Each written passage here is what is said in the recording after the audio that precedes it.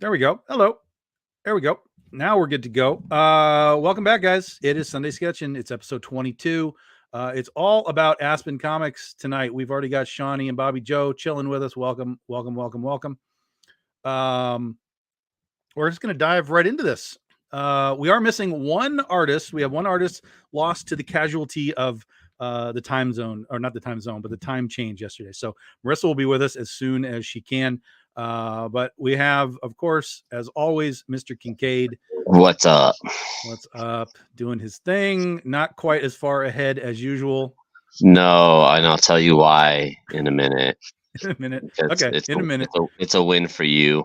Oh, I understand. Okay. I understand, and it's accepted. It's fine. I know. I don't know if you understand. No? Okay. Well, then we'll get into that in a bit. We have April Reyna, who's basically done already. I am not even close.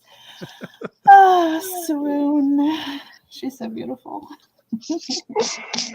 And we have dropping in guest artist CB Zane is back. Or is he? Is he there? I'm here. He's there. All right. We made it. He's there. Excellent. We found this power cord. Yeah, like I said, Marissa Pope will drop in as soon as she gets home. She is lost in the swirl of time changes and time zones out in Arizona, that weird black hole of, what time is it really? But we'll get her in as soon as she's here. But we do have our special guest, of course. Mr. Frank Mastermoro is joining us live from California, Hollywood, California.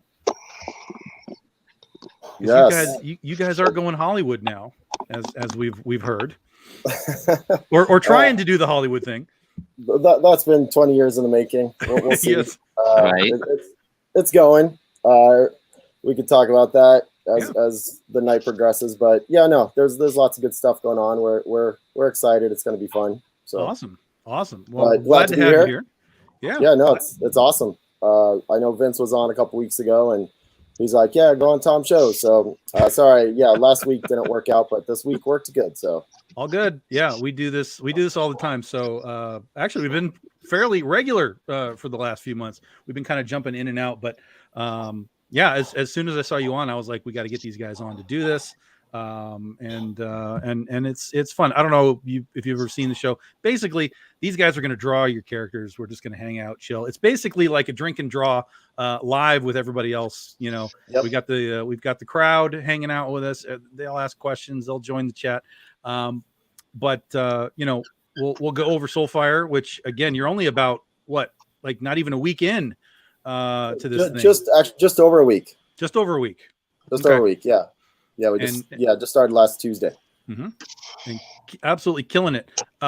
What is this? Is this just a current single issue? Like what exactly is this campaign for? That's a long answer, but I'll try to make it short. Basically, and what's up, Shawnee? Thanks for joining. Good to have you here. Thanks. But when the pandemic first hit, right? we were the first people to go out and just announce, you know what, we don't know what's going to be happening. We canceled Fathom Volume 9, Soulfire Volume 9. We had all this stuff already in the works, and we just straight up canceled everything. We put all of our books on a massive discount for 6 months for retailers to help them out to try to make some money during the crazy parts of the pandemic. And that whole entire time, though, we were sort of refiguring our little state of how Aspen was going to exist moving forward with the whole change in the entire world, right? I mean, everybody had to pivot and move, and I think with us, because of being a smaller company and everything, we were able to pivot in a very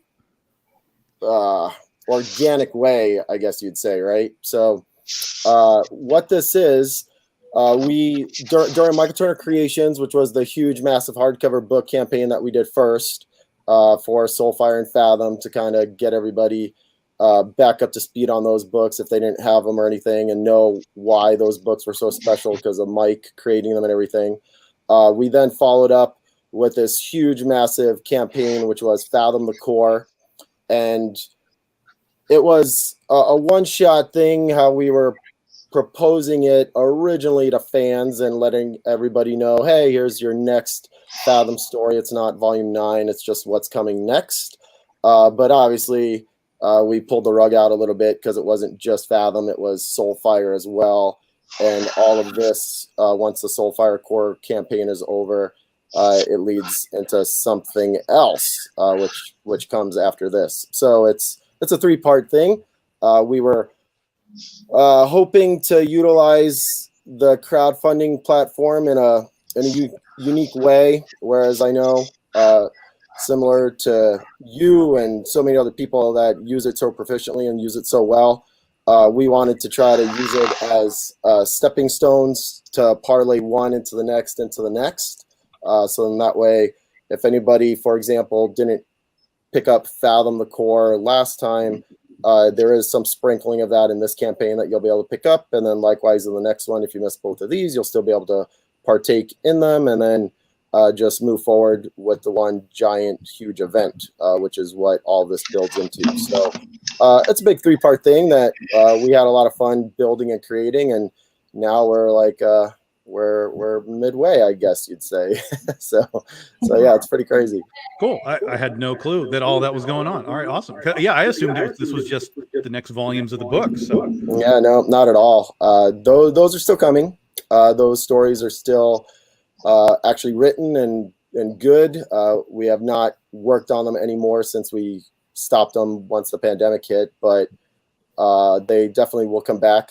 We want to be able to do both, do some traditional publishing and do some crowdfunding publishing and do some other publishing, and we have other things that are going to be coming up pretty soon. So we're excited because, like I said, we're moving with the times. Don't get me wrong, we still love making comics and we still love publishing them and seeing them on the store shelves and everything.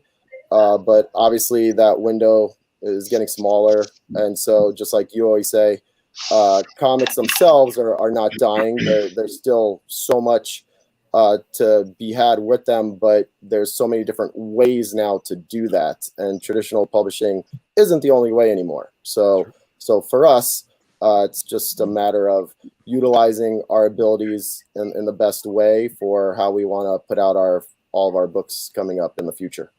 Yeah, 100%. Yeah, Ryan's doing his own books as well. I mean, it's kind of like back in the 90s, right, when it was just this kind of sort of wild west of indie creators like coming out of the woodwork and just like, let's do this. Brian Polito, Billy Tucci, just like, let's just make comics, man. But it's just a different methodology now to get the books to the consumer, and I think that's the part that a lot of people struggle with, because we've been doing it the same way for so long that now that we have these alternate, whether it's web comics or whether it's Kickstarter, crowdfunding, whatever, people don't always like change, and so it's sometimes a struggle to get them to shift. Like, we're doing it this way now. Yep. Yeah, you're right. Definitely, it's something that takes a lot of cultivating. Of course, Polito is, you know, a god at that. I mean, he's done it for years and was able to cultivate his fan base and his crowd so perfectly in tune that every time those come out, it's just a massive event, and it's so amazing to watch, and I love it. And for us, obviously, as you've known us for years and years, you know, we have a different path that we tread and everything.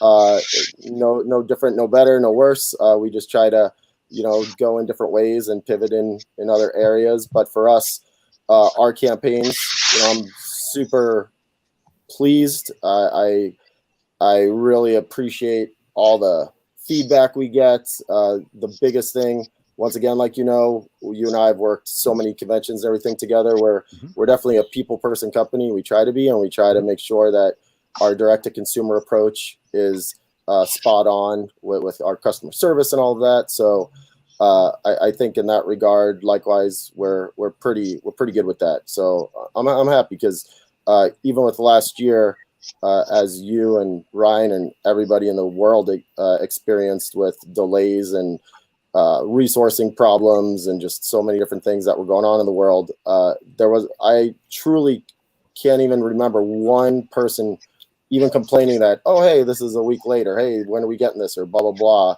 blah. Everybody was so supportive and so cool about it. And that's just awesome. That just shows how much our fan base is just into it and in tune and really loving the stuff. So just like what I see with yours, I mean, everybody's always so appreciative and ready to just get into what's coming next. You know what I mean? It's pretty awesome. Yeah. Yeah. It's a great feeling to be able to how you doing, Scoot?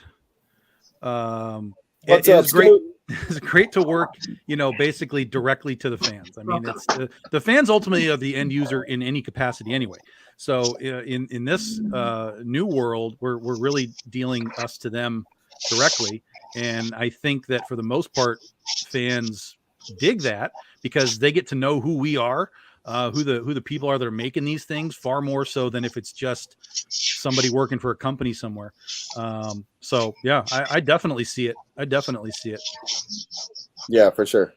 And I think I think most people are appreciative of. I know, Ryan, you've been doing well, actually in CB too. CB, these guys have both done very successful campaigns. CB just had a batshit crazy campaign a couple of months ago for Black Rabbit. Just absolutely nuts. Yeah, I saw that. Was awesome. Congrats, CB. That was cool. Thank you. I appreciate it. Yeah, right. Persuasion 2 was the last one, right, Ryan, or something else? 3. Three. That's right. I'm sorry. Yeah. 3. That's right. We had, Persuasion 3 was the last one, and then we had the whole other title for Con Artist, which is, you know, just fun. And we'll have another one soon. But yeah, people respond, you know, in a different way than I think we were used to before. With this stuff, especially with the pandemic, is like you said, is people are more appreciative of that. They understand things are happening, and they're just happy to have stuff coming their way. Yeah, the mentality now, which is so crazy, which to me is just a sign of the times of just adjusting and changing. But I mean, everybody now, to be truthfully honest, of course, would rather have their book show up in their mailbox at home and be ready to open it versus go to the comic book store. At least maybe it's not completely shifted that way, but a lot of it has, I think. Don't get me wrong, it's still awesome to go to the comic book store and check out all the new stuff and peruse through all the books and check out everything, and that's awesome. But I mean, there's also, you know, hey, when you get that big box from a campaign and you open it up and everything, it's just a different experience. It's not any better or worse, but it's definitely something that all the swag. Yeah, exactly. And it's something people are getting used to, like you said, for sure. You know, I mean, heck, I don't even think I've been to a grocery store still in like a year and a half, 2 years. Kelly's just like, okay, yeah, ordered this, ordered that, blah, blah, blah, you know? Like, I'm like, okay, like our food's just in the refrigerator now. Like, I don't even have to go, go grab anything, you know? It's like, okay, cool. And I don't even think about it anymore. It's crazy, you know? California, I mean, LA, that's got to be like the Uber capital of the world.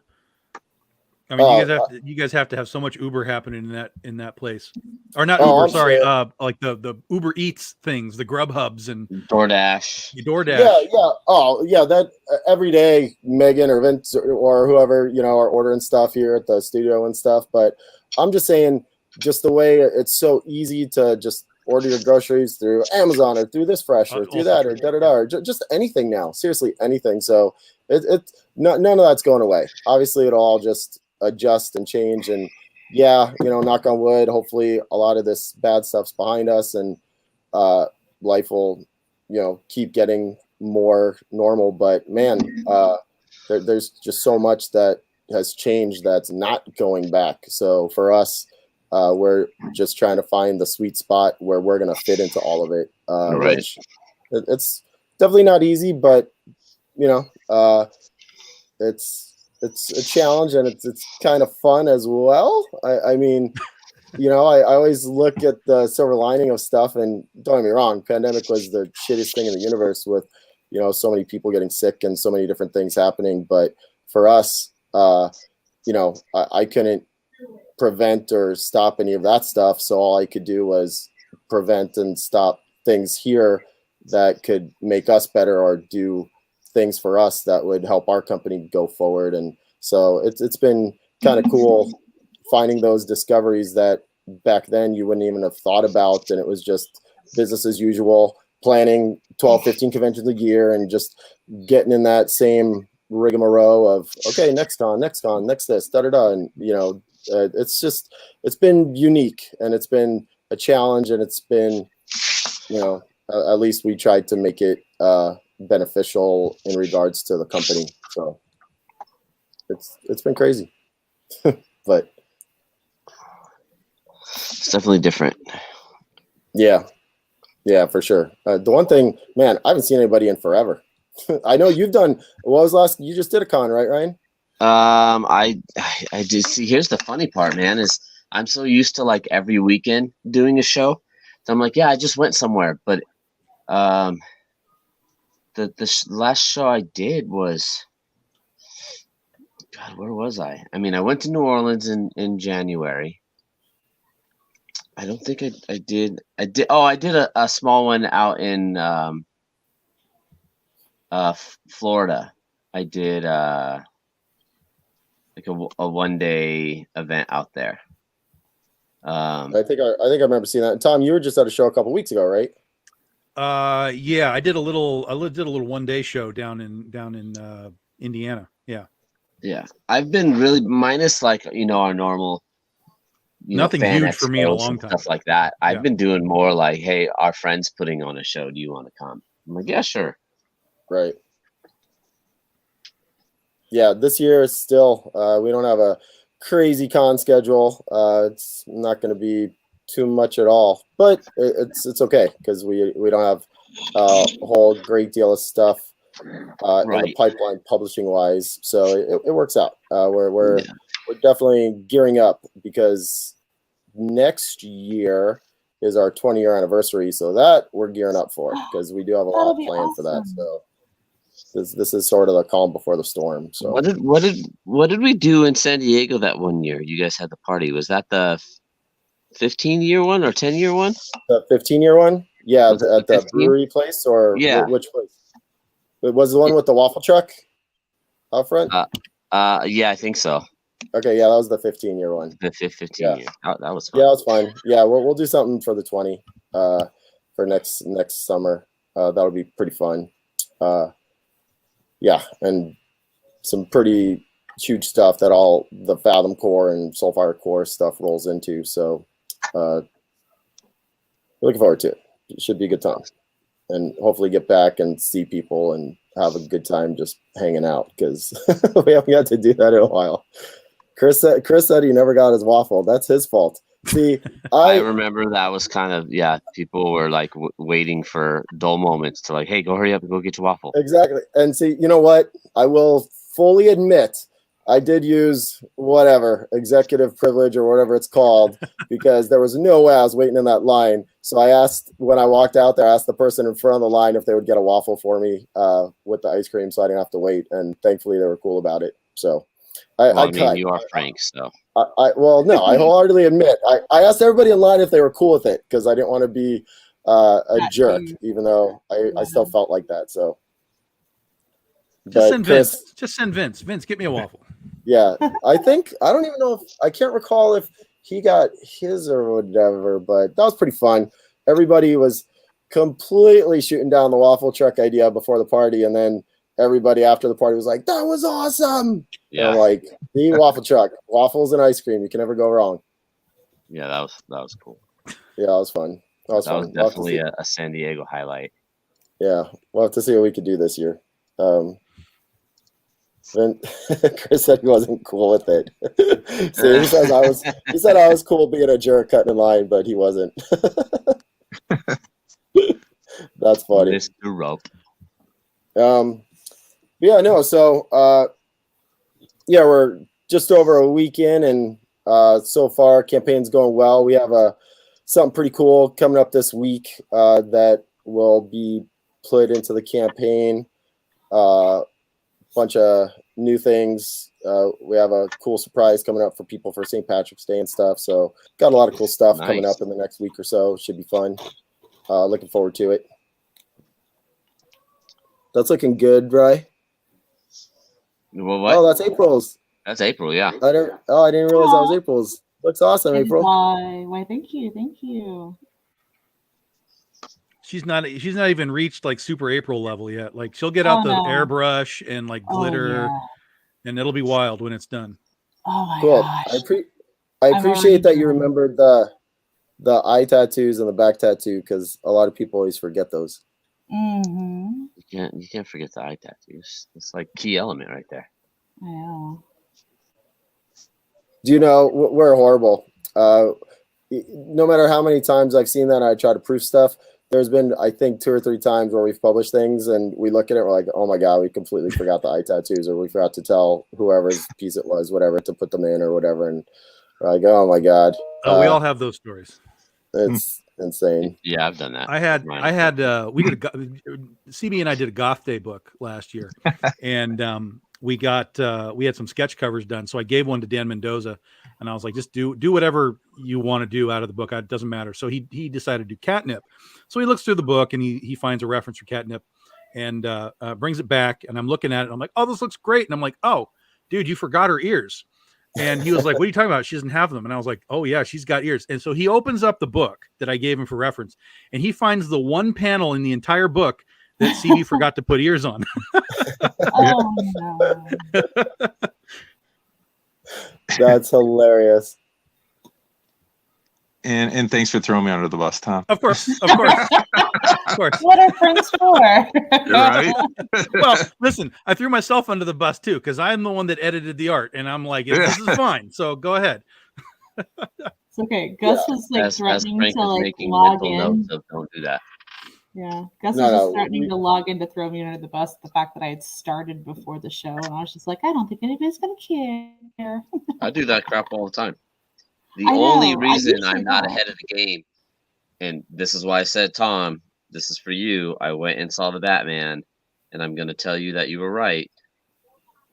Oh gosh. I hate telling you you're right, but you were right. Wow. I have not seen it yet. I'm going to put that as a quote on everything that I do now. Tom was right, Ryan Kincaid. Tom was right. Funny. That's funny.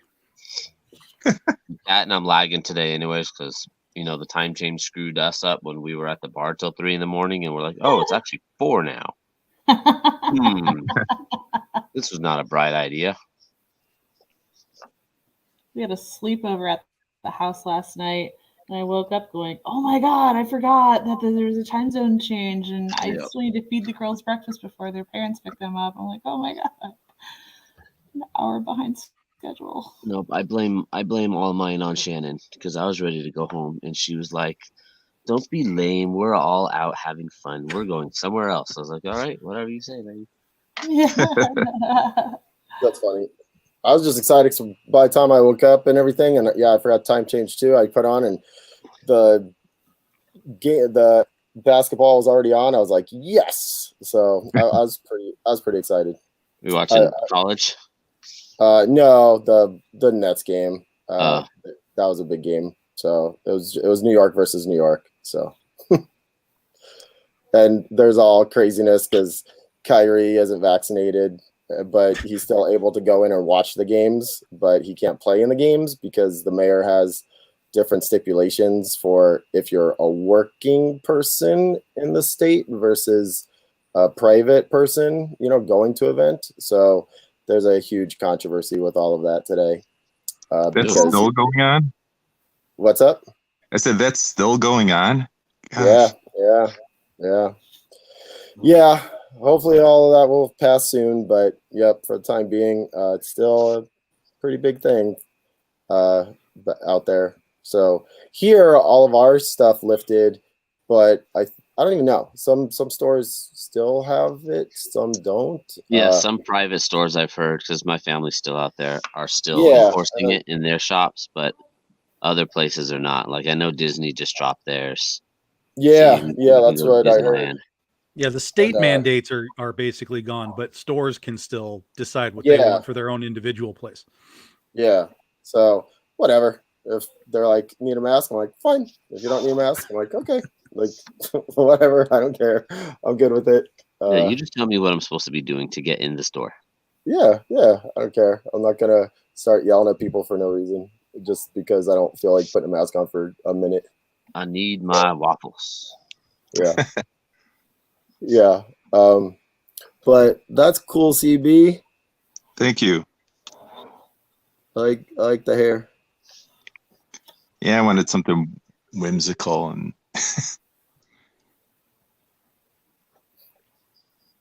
cool. So what do you guys, after this, do you guys put them up or what do you do with the pieces? Shannon hoards mine. For your live selling shows and stuff?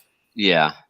Okay, that's cool. Most of the people, like, they'll put them up for sale or I gave mine to you, right, CB, for yours? Didn't I mail you did. One? Yep. Yeah. I mailed one for his Kickstarter. That's cool. Yeah, because you guys do all different characters every week, right? Yep. Yeah. Yep. We try and find somebody that's got a Kickstarter that we can put a little bit of eyeballs on. Sometimes it's high profile, like you guys, Dan Mendoza. Sometimes it's just folks that just need a little exposure to the world. And really, this whole thing came about because I knew I had talked to some artists and over the years, and I would hear things like, "Oh my God, if I have to draw Harley Quinn again, I'm going to kill myself." And so I was like, "Let's find a way to do an art show where the artists aren't drawing the same thing every single time, all the time." So I wanted to give these guys a chance to like broaden out, draw some characters they haven't maybe drawn before, and it's been fun. It's been super fun, at least from a host standpoint. I don't know about you guys having to draw all this stuff. Oh, I love it. No, it's been good. No, it's a good time. Scoot says since I've done covers, like I've done the connecting covers and stuff for Aspen, I do get to draw them randomly, not as often as I would like, but I do get Aspen here and there. Like Ryan draws Soulfire, especially if they see my Soulfire cover, I get. Yeah. You want to remark that book for me? That's cool. Sure.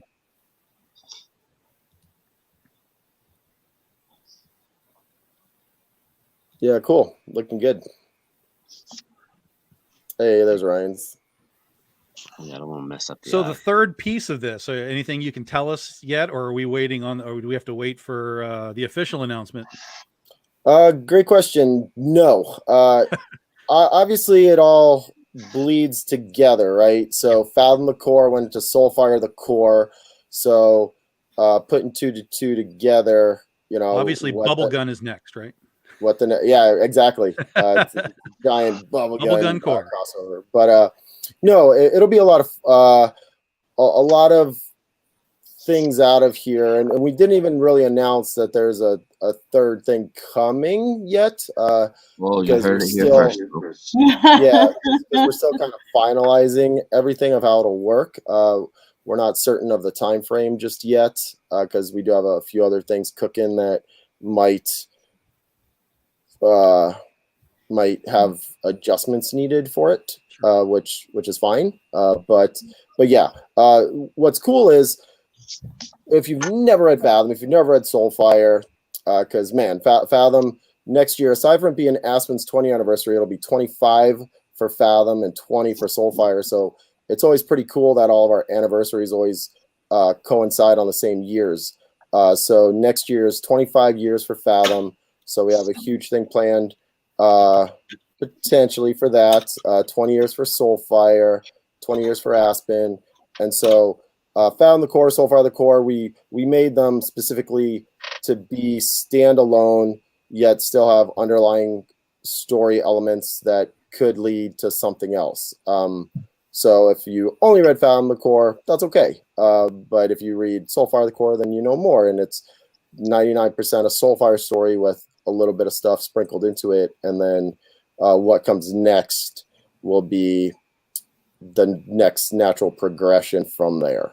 So yeah, we haven't announced anything beyond that just yet. So definitely want this campaign. We still have a few surprises coming up, like I said, this week, probably by mid to end of this week.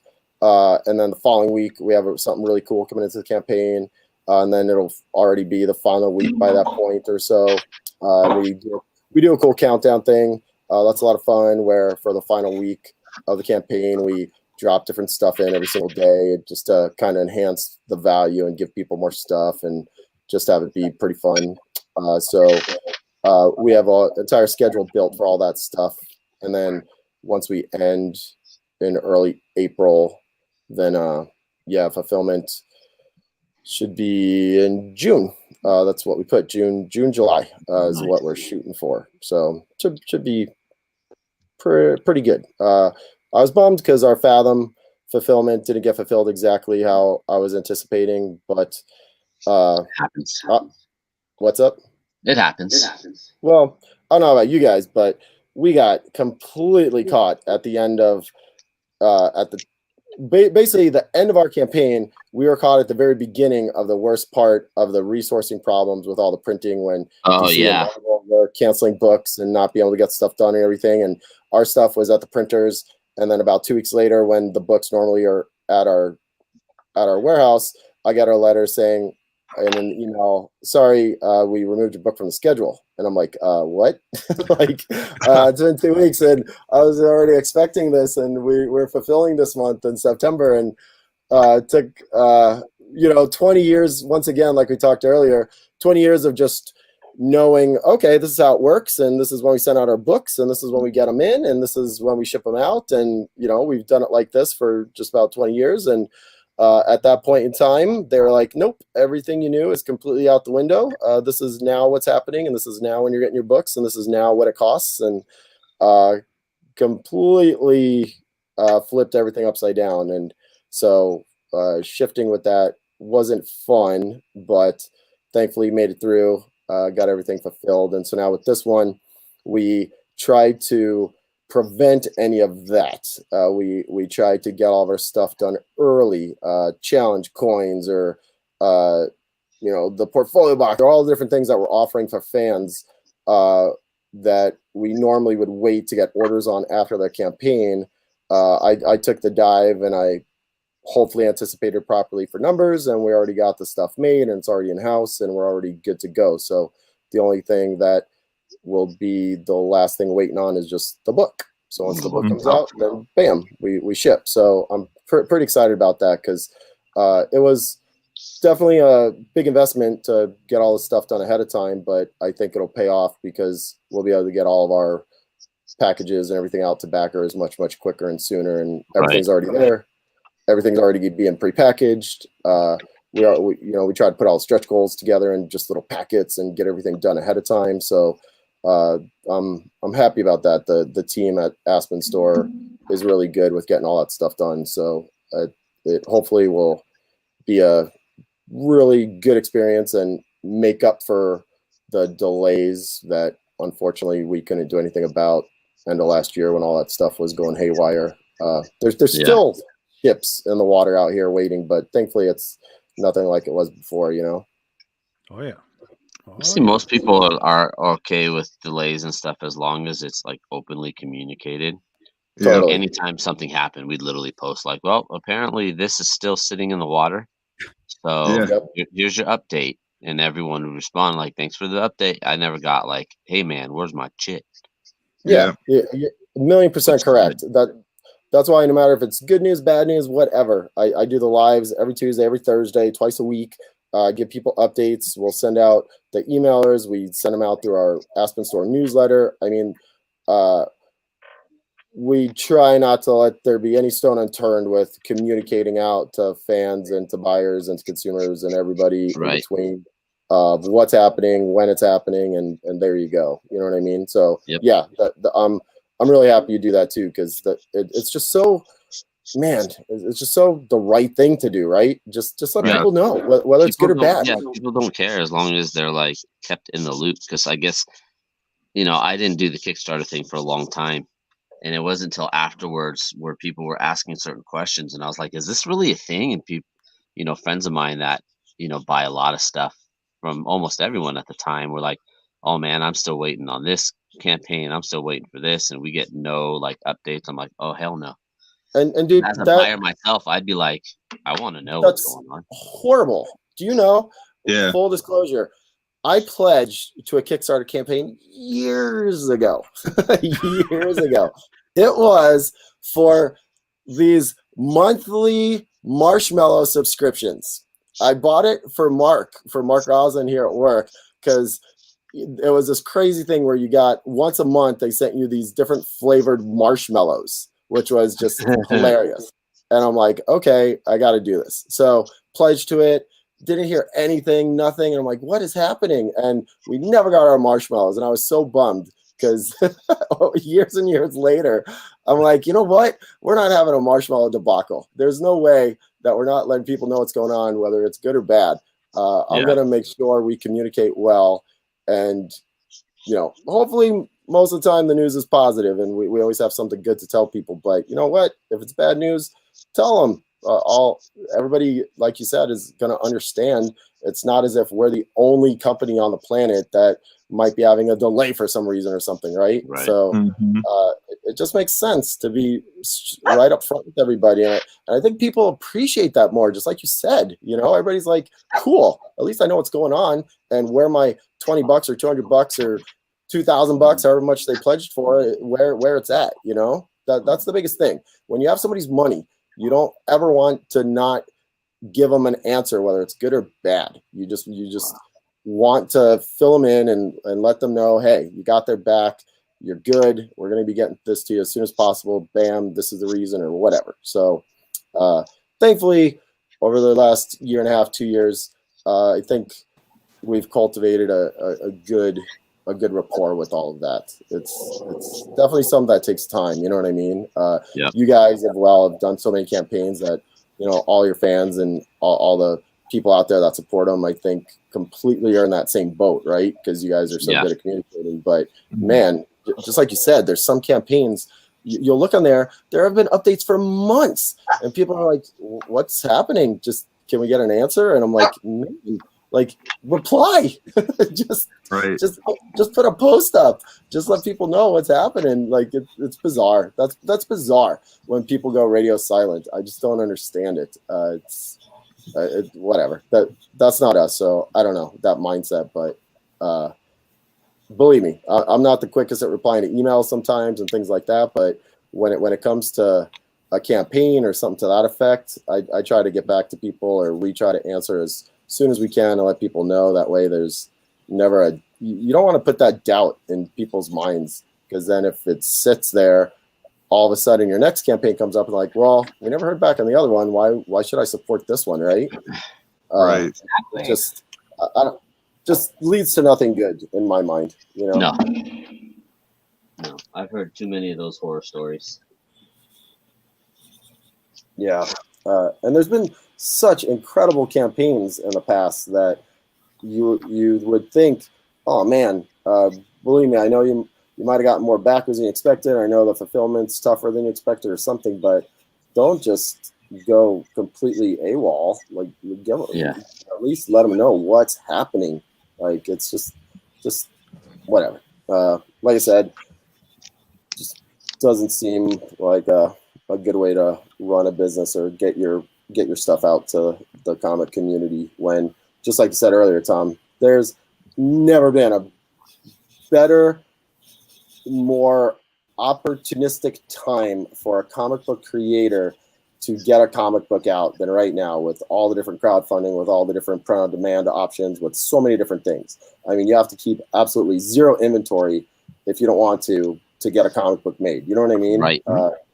It's just so there for the taking if you do it well. And, you know, it's crazy to watch the ones that do excel, and then even crazier to watch the ones that could have excelled but don't do it right, and they're just crashing and burning. And it's like, man, just a little bit of adjusting here and there, and you had something good. But it just, I guess that's the difference, right? Between Vince people. Trash. What's up? Vince is online talking trash. That's hilarious. You're gonna give me a complex there, Vince. Ryan, no more free cases of the drinks for him. Remember, was that Long Beach when we were walking out years ago, and you're like, hey, you had a trunk full of extra cases of something? I forgot. Oh yeah. We had there's one. Yeah, that just whatever beer it was. Yeah, because my dad was brewer at Budweiser, and I was getting rid of stuff. And I remember Vince like, hey, we'll take some. All right, here it is. Come on. Yeah, that's cool. That was funny. Yeah, that was back in. That's because you worked at the bar out here, right? Part of it would be because I worked at the bar, but the bigger part why we always had so much extra beer was because my dad was a brewer. So as a brewer for Budweiser, you got X amount of free cases a month, and we didn't drink.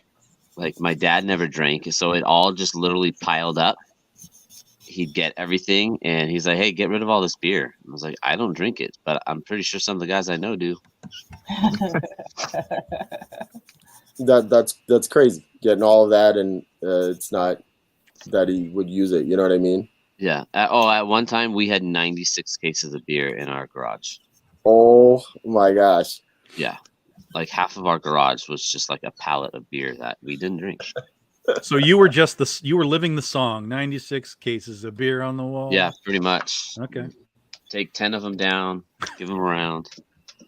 Yeah. Yeah, see, Vince says it doesn't even matter what the gift is. He just takes it, no questions asked.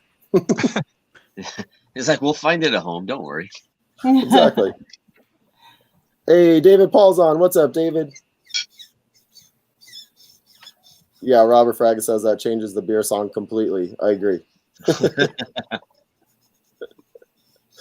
That's cool. Yeah, how have you adjusted to living where you are now, though? Because that's much different, right? Oh, I love it out here. It's quiet. It's nice. Yeah. You know, people don't try and steal your shoes. Okay. That's hilarious. Is there a stolen shoe story that I haven't heard? No, I grew up in LA, like LA. You wore nice shoes as a kid. Someone was trying to take them. Oh, okay, sure, okay. You know, everyone always like, that's just in TV. No, dude, it's not. It's not really. No, it's a good community out here. So we've adjusted pretty well. Like, we like it.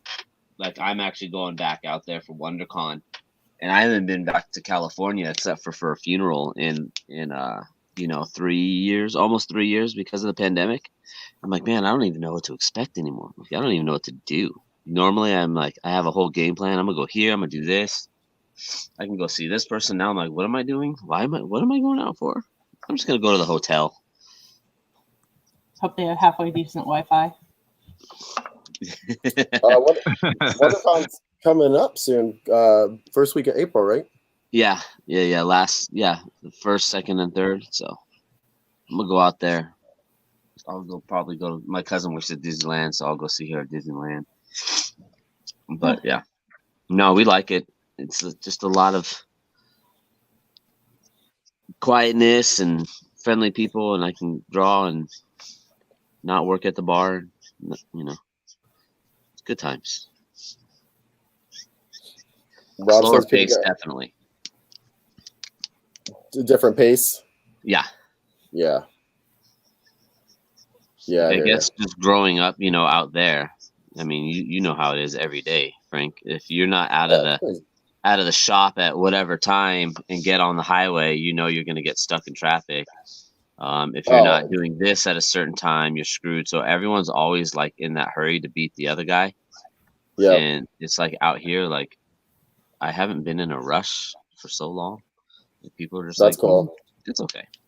Yeah, no, me and Vince daily, it's like, all right, we have this window, this window, this window. We know when we have to do this or go here or whatever. And yeah, it's just the way it is. You know what I mean? So for sure, I get that.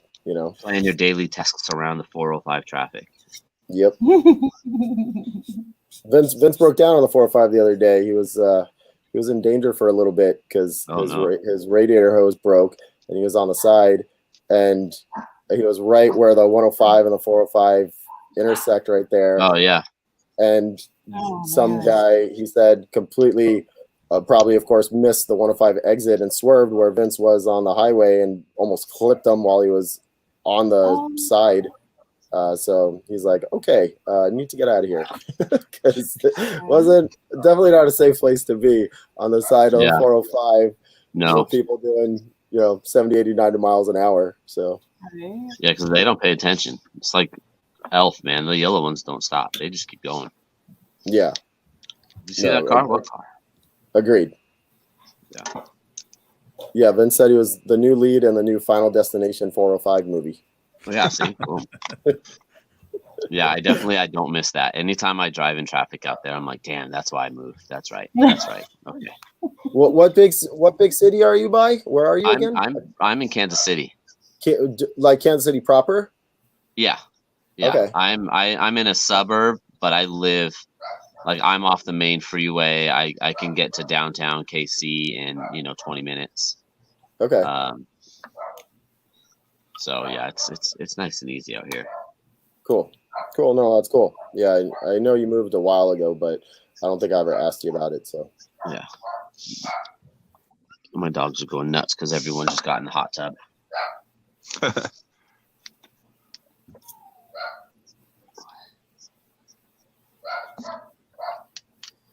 These guys are used to hearing my dogs in the background yell at me at some point, so it's okay. Well, it's just another Sunday night. Right. It's just another night. It's fine.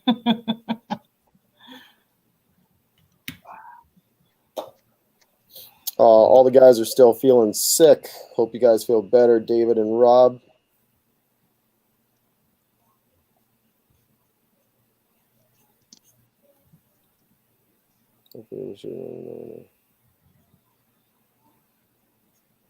Did we lose Tom? Nope. Oh, okay. Damn it! Here. I mean, why don't good. We, why don't we pop this guy up here? Boop. And we'll let everybody have a peek at the campaign here. 586, 22. Okay, so we're cruising up to 90. We have a cool stretch goal at 90, and then, like I said, we're popping in something campaign wide on St. Patrick's Day for everybody, and then we'll have a new item in the campaign coming up in a couple days. I honestly don't know the exact day. It depends on Peter. Peter is out of town right now as well. He gets back. He actually had someone pass away in his family. Oh, no. It was last year, right? But they couldn't plan the funeral until just this past weekend because of travel and COVID and some of the other family members and everything, right? So I think it was 4 or 5 months ago at least that they passed away. So it was end of last fall, right before the holidays, I think, something like that. But so he's gone, and then he gets back Monday night, and then he has a couple things he has to get cracking on for the campaign. You always think, I don't know about you, Tom, and Ryan and CB and everything for your campaigns, but you always think you have everything ready to go, and then it's like the day before you launch, you're like, wait a minute, what about this? What about this? And we're like, dang, so it's I think that you goes post- for even after the campaign. Sometimes it's like, especially like the surveys and stuff, double, triple check, and then it's still like, oh, yeah, I forgot that. Yep. Oh, Yeah, you know it's- what I should have done? Yeah. That's a lot. I mean, we have spreadsheet after spreadsheet for all the different things and all the different like every like schedules for this and that, and when stuff gets put in, and it's like, oh yeah, that's one thing, da da da, or whatever it is. So once again, depending on Peter, as soon as he gets back, then we'll have something new to pop in there in just a couple days. So pretty excited. So far, we're trending. I think now we're a smidge behind Fathom. When this particular one, I think more people were aware of it, and so we got out of the gates quicker than we did with Fathom. And then Right. Soulfire, of course, isn't quite on the same popularity. It's super close, but obviously Fathom had so much more history prior to Aspen, so.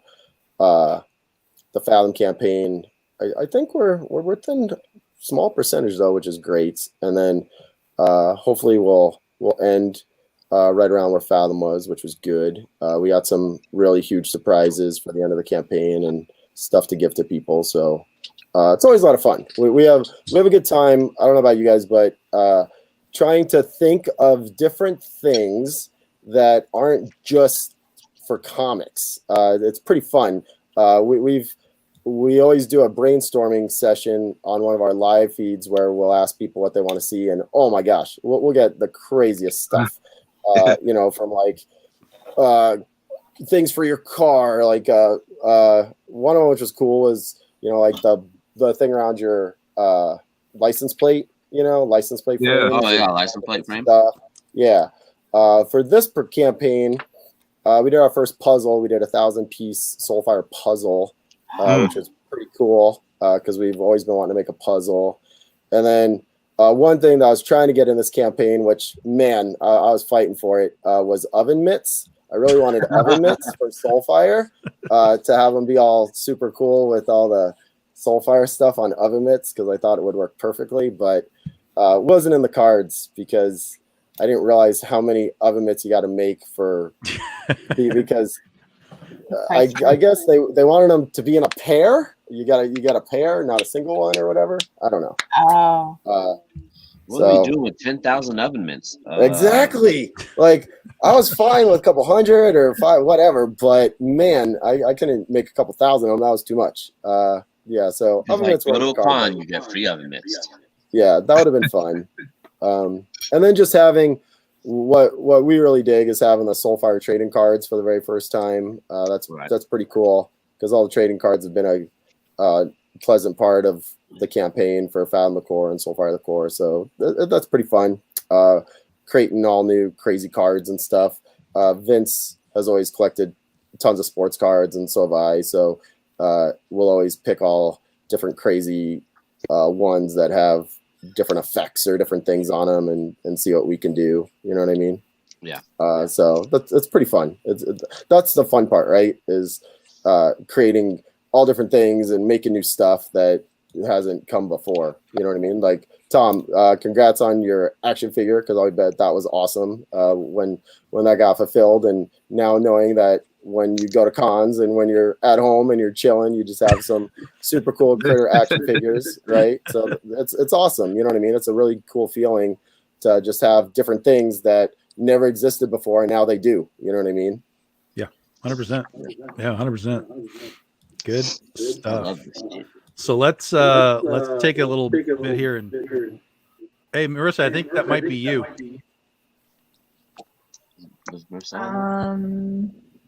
I don't know. I have my headphones in. Okay, well, it sounds good now. We were just getting weird reverb, but okay, we're good. We're good. So yeah, so Marissa's Always here. Always causing trouble. Marissa Hey, has Marissa, thanks for arrived. joining. Hi, sorry I'm late.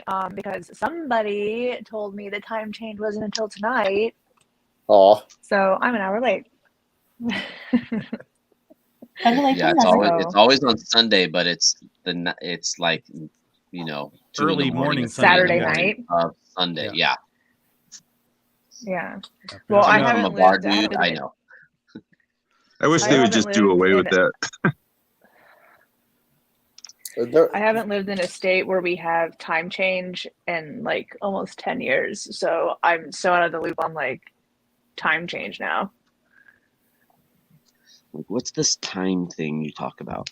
So let's do a little scroll through here, Frank. You can sort of narrate what we're looking at. Tell Sure. everybody what's going on.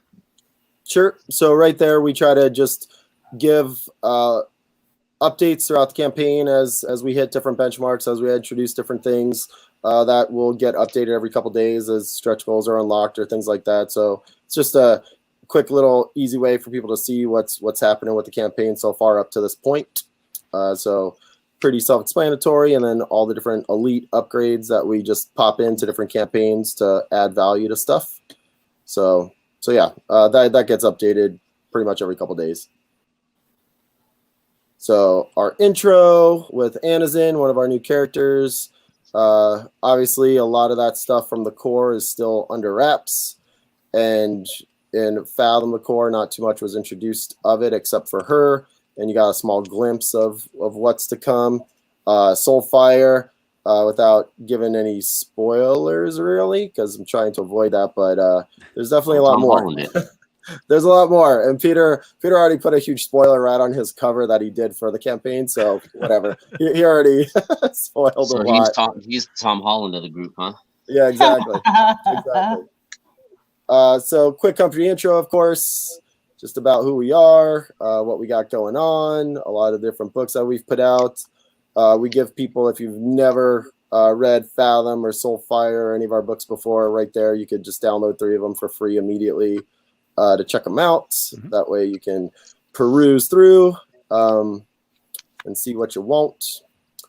That gives you a super quick glimpse of the story without, once again, going into too much future stuff without spoiling a lot, but it gives everybody just a good hook for what it is. It tells you exactly what the book is, who's a part of it, all that good stuff, what you get. Quick little breakdown of the campaign. The creative team of a bunch of good peeps. JT, Alex, Mark, Peter, and Zen. Alex's wedding's in a week and a half. Alex is getting married, so we're pretty excited about that. Nice. That'll be pretty cool. I love seeing that stuff though. Like I remember starting out in the industry with Zen just goofing off.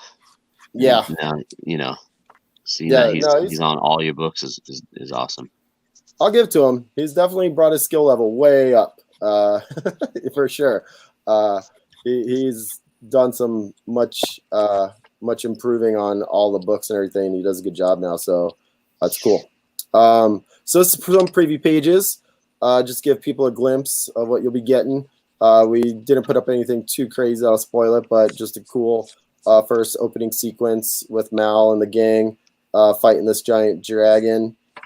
Peter got him as much done as possible. When these are printed in the book, there'll be a ton of special effects and all kinds of stuff added to these. He wasn't quite done yet, but enough to show people what to expect. That was our homage to Hulk ripping Wolverine in half, because I always love when Hulk rips Wolverine in half. Nice. So we had to have somebody's body ripped in half, which I thought was cool. And then, of course, find out that they're playing this cool futuristic video game thing. And then there's Rainier. You get a cool little flashback of Mal first fighting Rainier from Soulfire Volume 1. That kind of starts leading you into the full story. And then they take off and everything just starts from there. So that's those pages are the intro to the book where everything starts. And then a lot of the pages after that are pretty spoiler territory, so we haven't posted up anything too crazy yet. Mm-hmm. All the trading cards, first time ever having a Soulfire Series 1 trading card set. So we're pretty excited about that. We went through all the images about 2 weeks ago, refined them last week, started picking out all the ones that we're going to do all special enhancements to and everything, like I said. So we're really looking forward to doing that, having some really cool prismatic and holofoil, and there's this cool lava thing that our card producer showed us. So looking forward to having some pretty cool different special ones that we don't have. Right there, you get info on Fathom the Core. In case you missed it, it's down in the add-ons.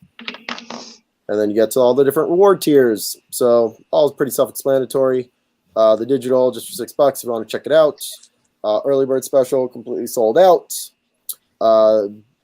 We put that pack if you're just a card collector and you don't want the book, but you still want to get some of the cards. You're not required to buy the book. You can just buy the cards, and there you go. Because we do have people that just collect cards, which is great. Then you got your base cover A for Alex's cover, and then there's and this is and this is a 40-page book I saw in the description, so double size, which is cool. Yep, 40 pages. And then we do 2 sets of covers, standard set and then a premium set. The standard set does have logo and cover dressing and everything. Alex, of course, did the A cover. We did a cool Mike cover for the B cover, which is sideways. C cover was Marcus Toe, who started at Aspen, worked on Soulfire Volume 2, tons of other stuff, came back to do a very cool cover for us on this run. Peter did not get to do a cover on Fathom the Core, so he wanted to do one on this. So Peter did cover D. And then V. Kenamarian, who also got most of his start here with us, did Soulfire Volume 5 and a bunch of other books for us. He did. What's Ken up to right now? I know he's doing some DC stuff.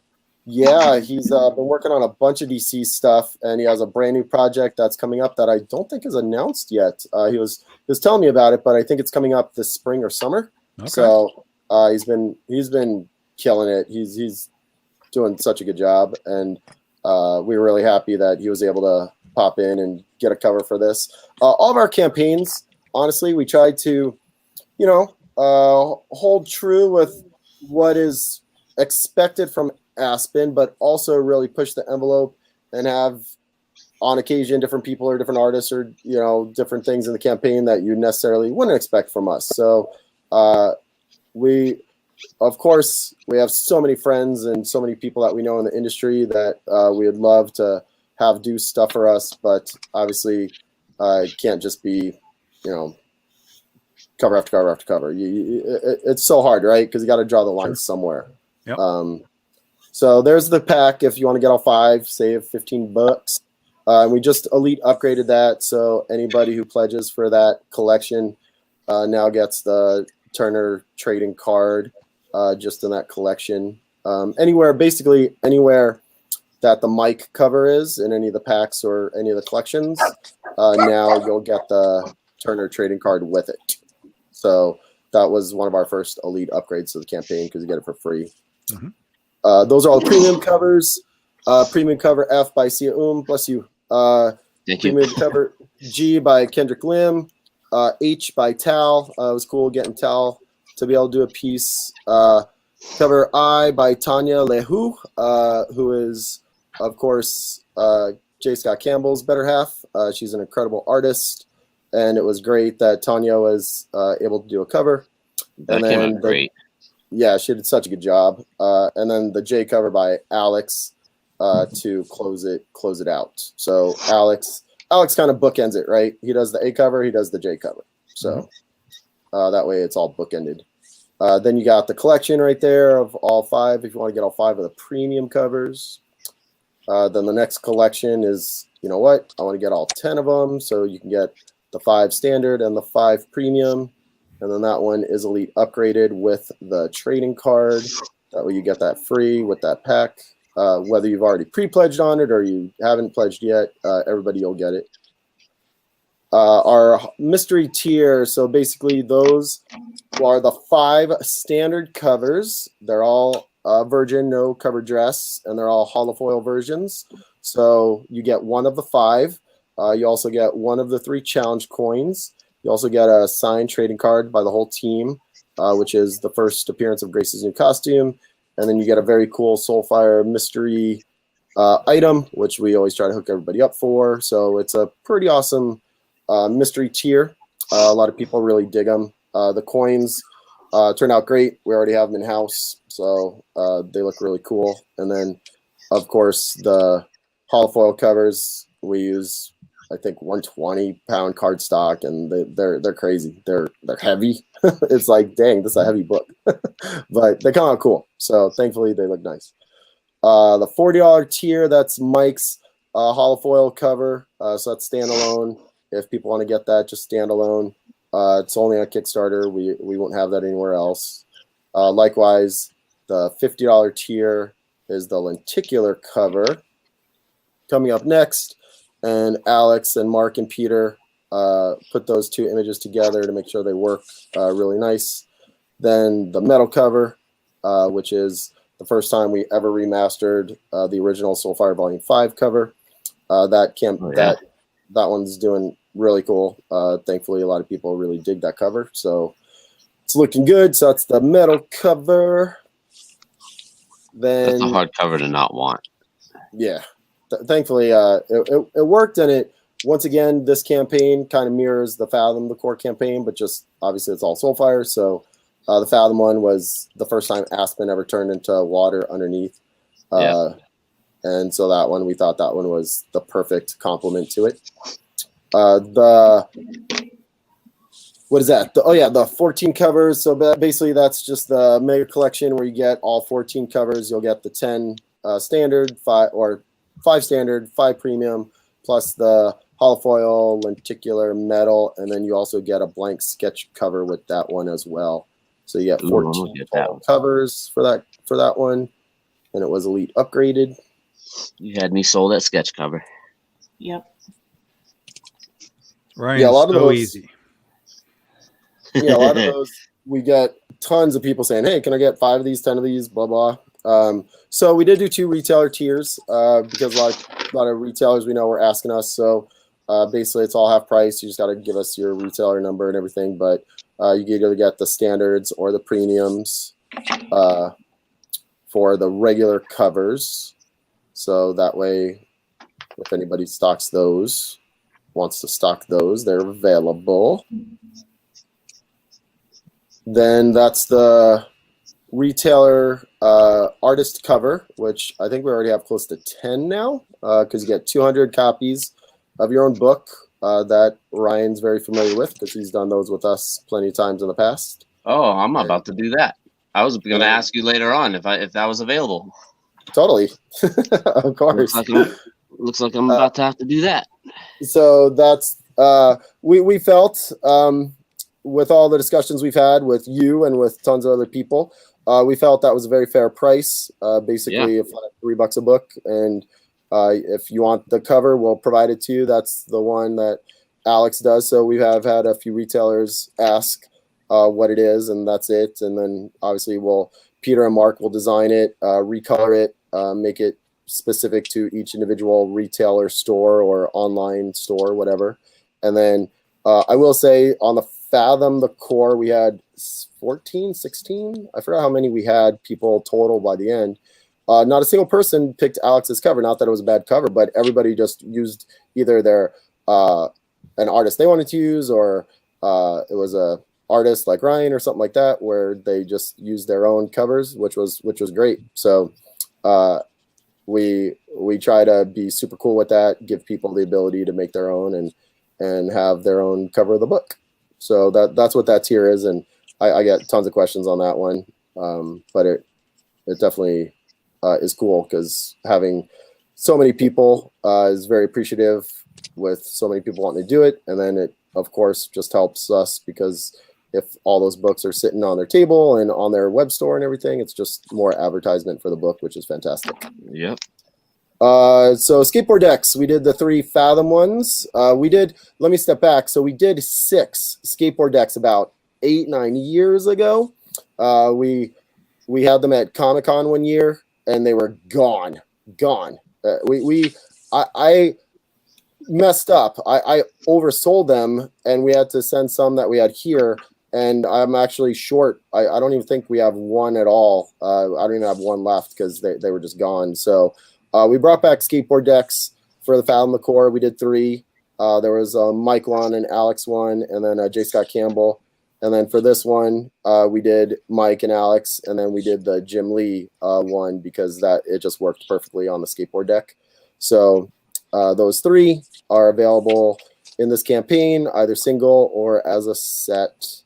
And yeah, we already got them in, and they look ridiculous. Thankfully, the colors reproduced really well, so we were happy about that. So yeah, so singles are set. And then what do we got? Then we got hand-drawn covers. So, of course, this is for people to get some original art in a way, of course, getting a hand-drawn sketch cover. Those guys pencil them and ink them and go crazy, just like all of you are doing right now. The covers look fantastic. Alex's first 15 already sold out in the first couple days. So the other day we put up 15 more, and then once those are gone, they're gone. Marcus Toe has a tier with his, and then Peter has a tier with his. So we offer 3 different ones that people can get different original sketch covers from, and all 3 of them go to town. And Peter always tries to want to show up everybody, so he colors his and uses colored marker and pen. He goes crazy, just like, once again, like what you guys are doing now. So people really like it, of course. Peter's color art tier. So basically we offer people the ability, if you have a piece of Michael Turner art from a sketch or something you want to see colored, or if you have anything related to Aspen, like for example, if Ryan only would have penciled his and then somebody got it and they wanted it colored, if they wanted it colored by Peter, then that's what that tier is. People can pledge to get their stuff colored by Peter. You get 2 different size prints, and you get the piece and everything. So a lot of people always really like that.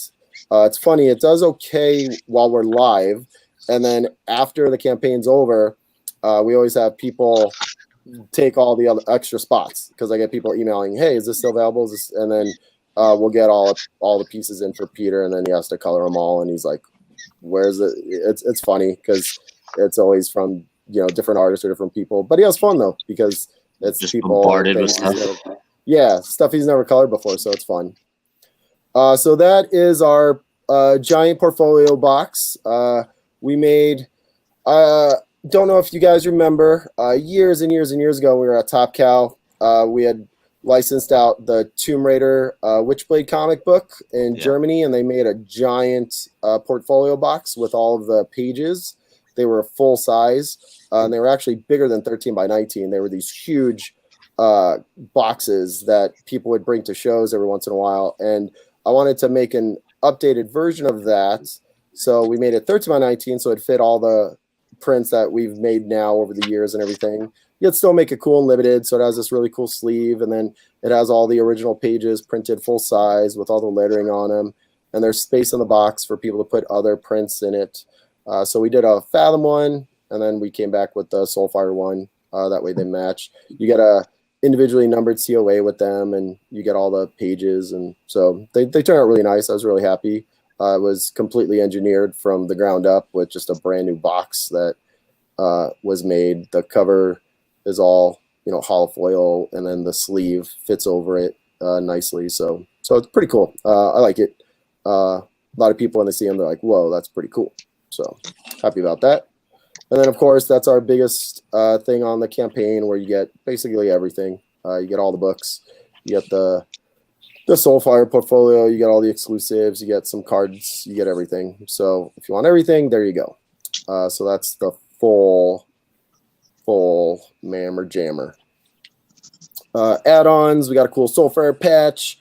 We got a cool Dragonfly Enamel Pin, which... it's funny, Mark made that mock-up right there, right? And there's one little pinhole on the back for the pin. And then when they sent me the production one, it had 2 pins on it. And I was like, wait, why 2 pins? And then I realized when me and Mark were talking that the one pin, because it's top-heavy, it would just spin and fall and be upside down every time. So that's why they put the 2 pins, so that it stands right. I'm like, dang it, that's why I don't make pins. Because I would have had one on there, and then every single person had on their backpack or their shirt or something, it would have always fallen upside down and all you'd have to do is in my head, all you have to do is put that pin sort of at the top instead of in the middle. Yeah, move the pin up. Yeah, and then it would agree. hang. But when they sent me the mock-up thing of the production one, I was like, oh, I'm like, no, I don't. That's why 2? And it, whatever, like it mattered. But and then me and Mark were going over it, like, oh yeah, so that way it sits up straight. So it made sense. I was like, okay. but you're right. Yeah, if the single pin was shifted up about, quarter of an inch or so towards the top, that would work too. Yep. So, okay. The challenge coins and the mystery tier, those are all one of three, so you don't get all three. There, we did a exclusive Soulfire coin that's just Soulfire that anybody could add as an add-on. So we did our Fathom one, now we did the Soulfire one. So we really dig the challenge coins. The plushies we've had for a little while. Those we just put on the campaign in case anybody missed them. We have the little Grace plushie, and then we did a little Aspen plushie. Those are both on there. Then people, if they just want to order extra blanks, if anybody missed, if anybody missed right there. Fathom the Core, there it is. If you want to pick it up. Next is the Fathom Core J2 cover. So many people. Mad's not the word, but the J2 cover was in the book when it came out, but it wasn't out yet. The cover, we saved it for this campaign. But everybody is asking me where the J2 cover was to complete their collections and stuff. And I'm like, be patient, it's coming. And then we dropped it into this campaign. So, of course, now everybody knows. But we saved one of the exclusive covers from Fathom the Core for Soulfire the Core. That way, if anybody wants to grab a cool exclusive just for that, they can do it here. Then we made some cool little acrylics, which those are awesome. Those are always fun making them. Yeah, we did those too. Yeah, I saw yours. Yours are cool. Yeah, they turn out nice. They're just fun. They're fun. They're super fun. I don't know if we'll do them for everything because it just has to make sense. But we were completing the series anyway because we had Series 1, Series 2 is Fathom, Series 3 was going to be Soulfire, of course. So it worked. But yeah, we like them. So all three series are up there for people to grab them if they want to grab them. And then we did a brand new bottle opener, which we realized we hadn't done a bottle opener in a while. So we did a cool little Aspen keychain one. Then we did some store folios because those always do amazing on our site. So we put them in the campaign, and they've been doing really good so far, which is great. Then there's the puzzle, which we had a lot of fun putting together and everything, so people can get a full 1,000-piece puzzle and put it together. Then a couple exclusive shirts. So there's Alex's exclusive shirt, there's Mike's shirt, and then the Kendrick Lim shirt. So 3 of the shirts. Then we do mystery packs, which a lot of people really like. We have some cool stuff coming up for those next week. So different mystery packs. And then just different prints for people to grab different prints that they might want. All different people, old stuff, new stuff. We tried to pick a good helping. Then you could get all of them as a full set. And then, of course, you can add on a bunch more trading card packs if you want more cards. And then we did have some of the Fathom portfolios left, so you could add that on. We did Mike's 2 covers as metal prints. We did our first metal print last year, and it sold out within about 15 minutes on the website. So these are the basically 2 and 3 of metal prints because we had never done them before, and then we did 1 last year, and then we did these 2. So our first 2 metal prints on the campaign. They'll be serialized, numbered to the campaign. Add on skateboard decks if people want the decks separately, and then that's it. And then the big thing for us, I'm sure you guys take advantage of it as well, just the way to get more stuff out for fans and consumers and stuff. But through the surveys, I mean, if we put everything we had on this page, it would scroll forever. Yeah. You know what I mean? You just can't do that. So we build a very extensive after campaign survey, of course, through the backer kit or whatever, to make sure that there's other trades and other options and other things available. And all of that is already at Aspen store, which is great. So they go through that. Different stretch goals already unlocked: the bookmark, the magnet, the keychain, stickers, tats, postcard sets. 90K and 100K will be revealed very, very soon. 90K is a new trading card. 100K. If you followed our last campaign, you probably know what's coming up for 100K once we hit that number, which will be cool. And then that's it. And there's Mike. So, and there's Mike. Miss you, man. but I think he'd be proud of the campaigns and what we're doing. I think he'd like them. No question. No question at all. So building campaigns, it's a lot of work for sure. It's a lot of fun, but it's a lot of work. Yeah, it It's is. definitely a lot. Tom, I definitely don't envy you when I see you posting up your pics of your hundreds of packages that you have that are going out and everything. And it's a lot, man. I get it for sure. You know what I mean? Yeah, it's you know, and it's really two jobs, right? You have like the initial, okay, we're making this thing to put everything up, and then it's the second job, which is sending all the stuff out. Exactly. And each of them is a very unique job, and but both of them are obviously massively important, and it takes a lot of time to do it. So, but yeah, no, I'm really glad you guys are doing this. Watch the success of it grow. Super great. I mean, I love watching all the. I've been studying Kickstarter for a long time and watching guys come in like Dan Mendoza and you know Ryan's now doing it, CB's doing it, and I'm watching these guys that technically don't exist, right? In the comic book world, 99% of the comic book world doesn't know any of these people exist. But here they are succeeding and flourishing in an alternative method of making comics. And that's awesome to me. Completely. Yeah, no, agreed. That's very cool. It's not just the status quo anymore. Anybody could shake it up. I mean, it's just nuts. Some of the campaigns. I mean, just look at Brandon Sanderson. Oh my God! Right? He just completely reinvented how novels are going to be published. Completely, like in one campaign. It's like, you know what? Everything you thought you knew about publishing a campaign is completely, or publishing a novel is completely different. This campaign just turned everything on its ear, and he must. Was that the guy who just did like the $1 million novel or something like that? Yeah, he did like $20 million in a day.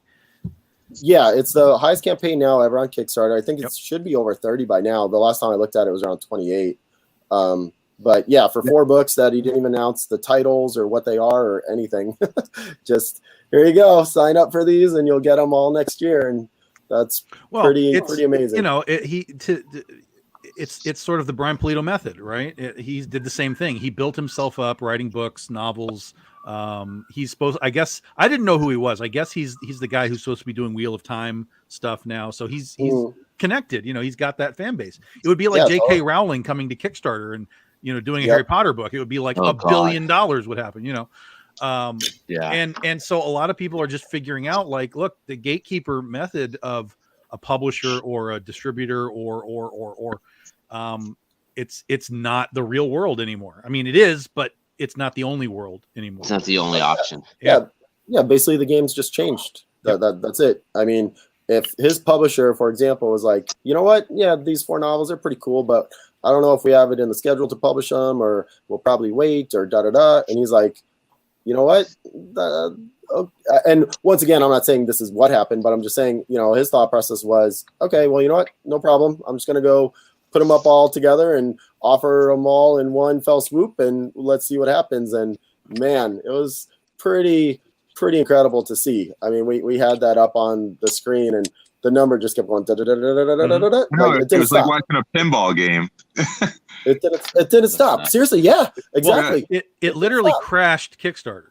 That's crazy. It crashed it because I knew other people that had launched, and the website was so screwed up that these guys were getting pledges, but nothing was showing up on their site, on their specific page. And it took like the entire day for Kickstarter to fix themselves and start to show all that stuff up. So they basically crashed Kickstarter with it. It was amazing.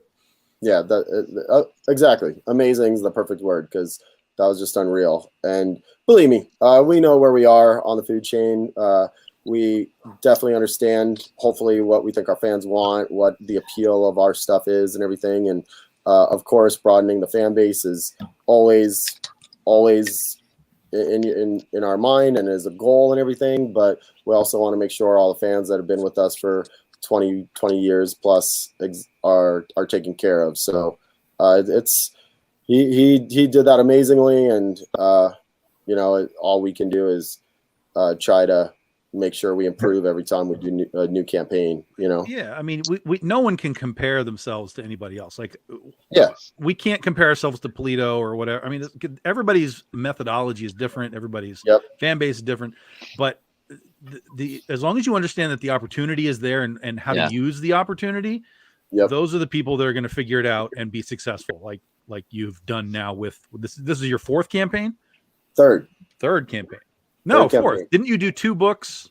Nope. We did Fathom, we did Michael Turner Creations. We did this book, the giant hardcover book. Yep. Then we did Fathom the Core last year, and now we're doing Soulfire the Core this year. So it's our third one.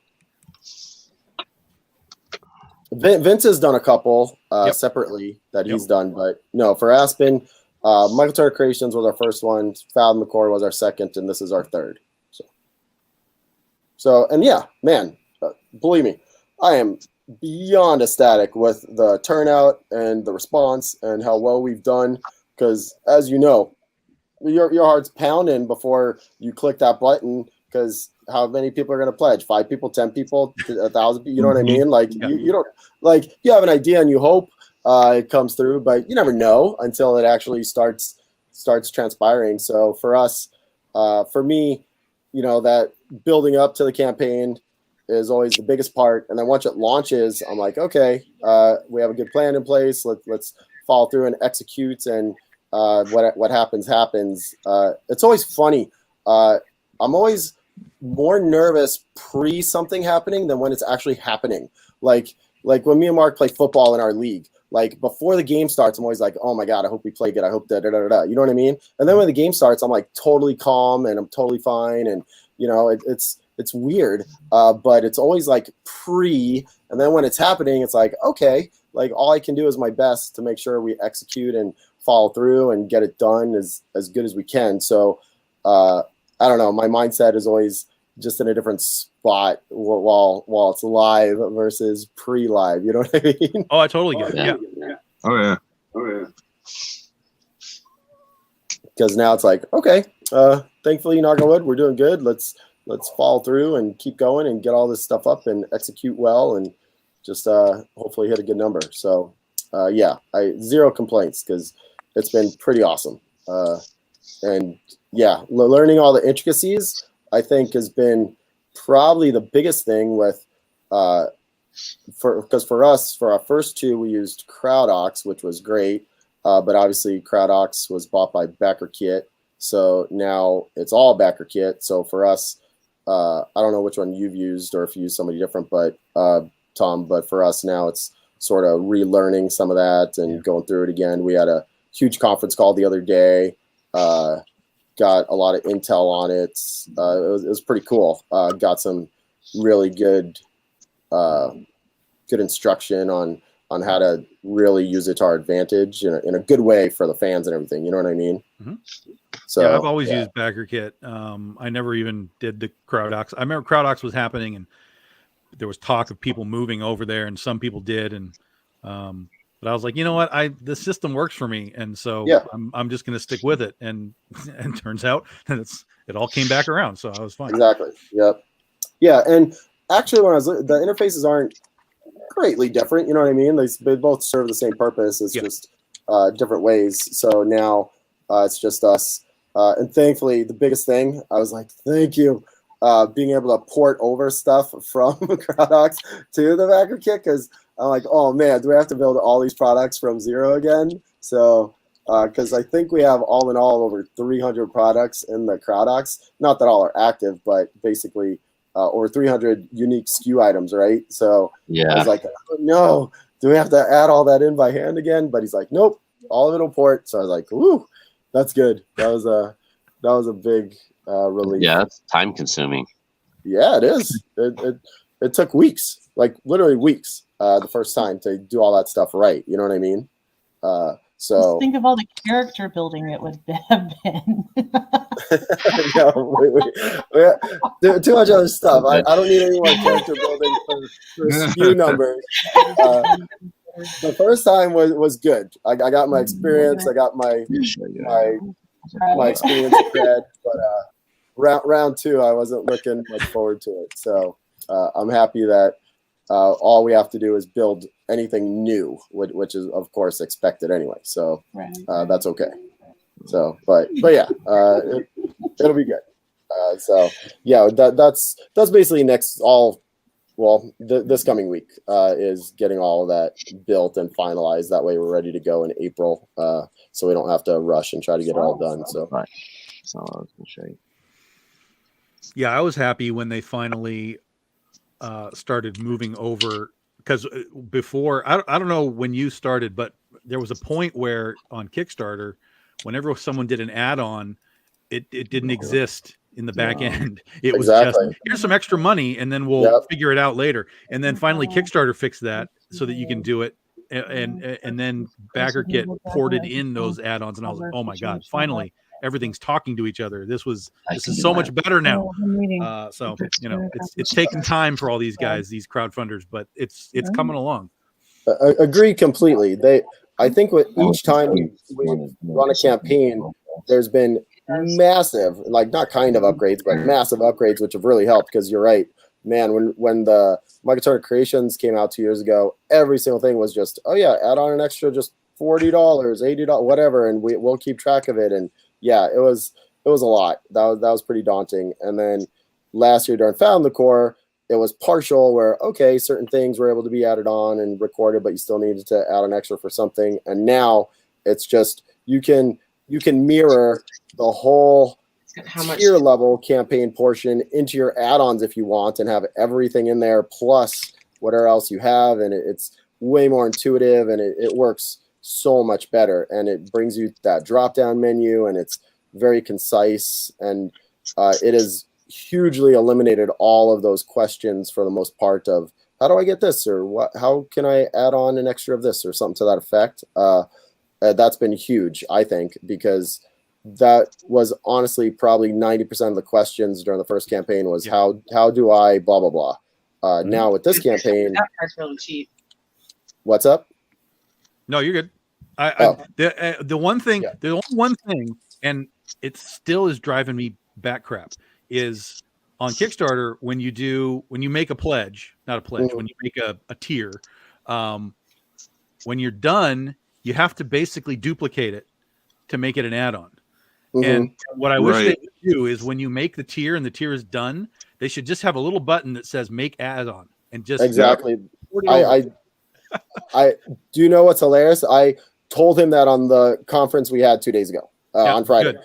I was like, because he's like, how's everything going? I'm like, going great. I'm like, the biggest thing that you guys need to change is not make me have to duplicate everything. Let me just say, yes, do you want this as an add-on, yes or no? Because there's certain tiers, like the mystery one, where I only want it to be a base pledge, right? I don't want that to be an add-on because I want to be able to keep track of all those numbers. Now, if they can make it where if that was an add-on and if someone did add it on, then it deducted from the base number, then I'm okay with that. But that capability isn't there yet either. So I talked to him about that, of the limited pledge items, but then also how if you want covers A, B, C, D, E, F, G, all the way through M, ported over into the add-ons, you can't just say, yep, make an add-on as well. You need to, just like you said, copy them. And I'm like, man, yeah, all you need is one little thing. Add on, yes, no, yes, no, yes, no. Turn the little switch, whatever. Piece of cake, right? So I think hopefully that will be coming, because I agree that would be so beneficial for everybody who wants to be able to give consumers and fans the ability to add on different things, yet have the interface speak to itself properly that way. Yeah, that's really at this point my only beef. Yeah, no, I agree.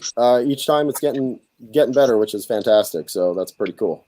Got to bounce early. Have a great night, everybody. Thanks, Albert. Thanks for joining. Appreciate you coming by. Nathan said all the artists tonight are rocking it. I agree, Nathan. Very cool. Yeah, everybody's stuff looks awesome. Thanks, Nathan. He loves the coins. Awesome. Thanks, Nathan. Forgot how her hair is.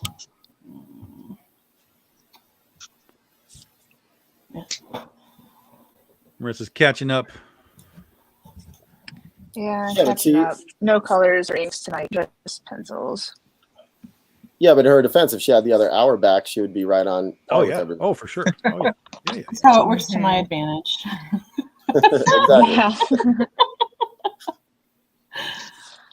Michael's asking what's happening with the pieces, because no, they will not be exclusive covers, but I had asked that earlier. So what's the plan for all of you with the pieces? Mine's already sold.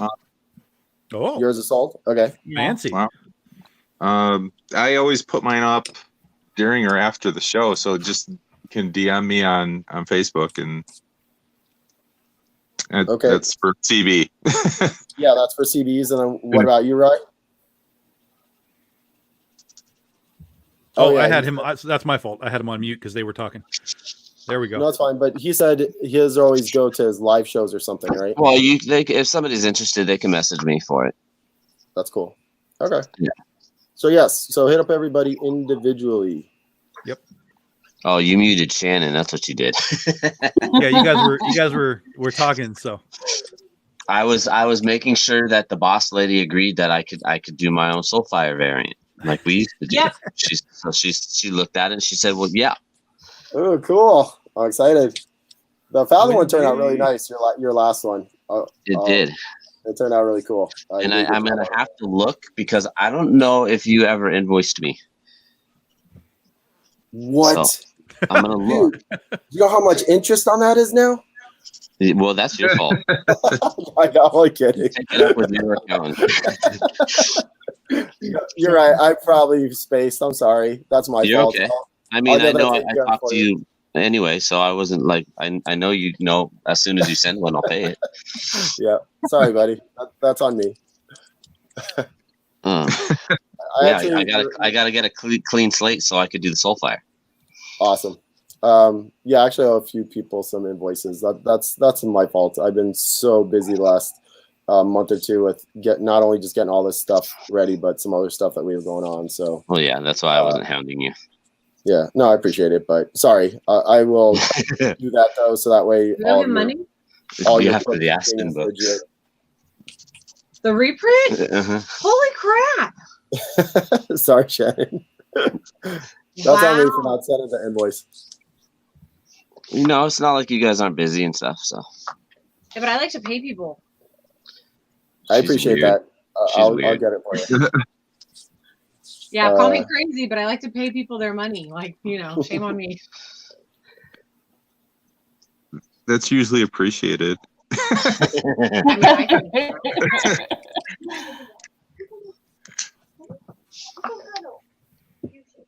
He doesn't wanna Wendy's touch our Thank you, me. Wendy. YouTube groupie. My groupie. She always finds us on YouTube. Yes, she does. That is her chosen platform. Had to I gotta put the fun stuff now. All the white in her hair. That was your fault. Someday I'll feel good enough that I can do that Well, that tier. Do the what? Someday I'll feel good enough to be able to do that tier.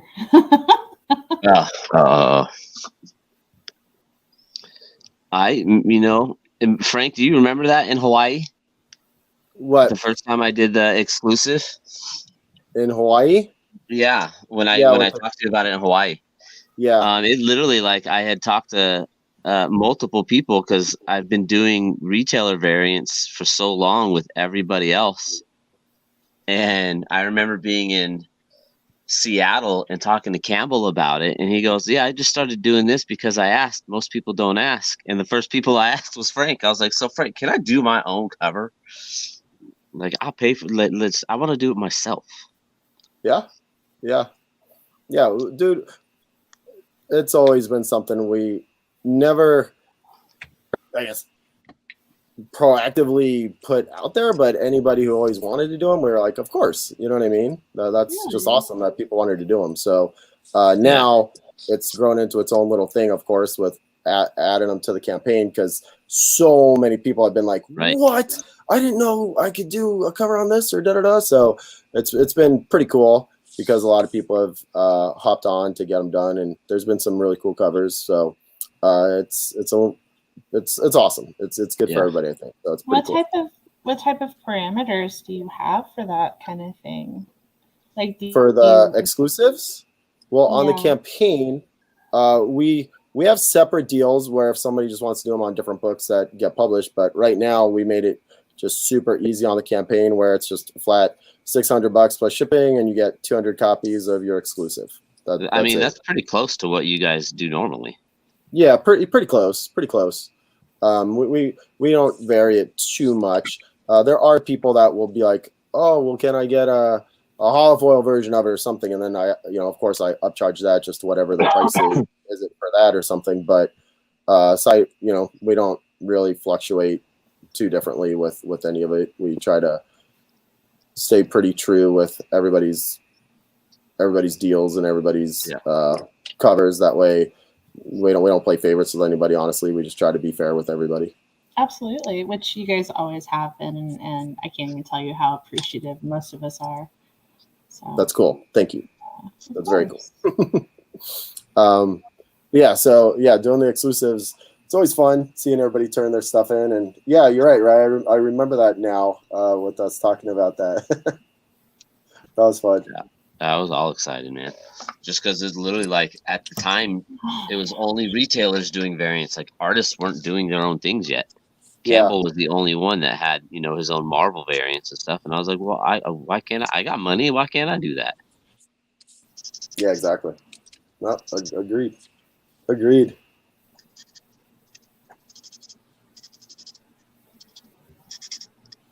That, and I don't have to hear the, certain retailers that are like, can you bust her up some more? I'm like, dude, that's not, Fathom isn't, she ain't got triple G's, bro. And I will say, each to their own with however they handle all their stuff, right? But for us, I'm so appreciative that everybody has always been really cool when they look at our stuff and know that, because in my eyes, if Mike wouldn't have drawn it, then we try to not do it, right? Like, not that we're giving everybody exact, don't do this or don't do that or whatever. But obviously, we, to a point, it's like, all right, I don't know if that's something, that is up our alley per se. Stay true to the character. Yeah, stay true to Aspen. Stay true to Grace. I definitely know I had battles with that with retailers that were like, well, I mean, we go bigger, and if we have to go smaller, they'll tell us. I'm like, okay, they're gonna tell us.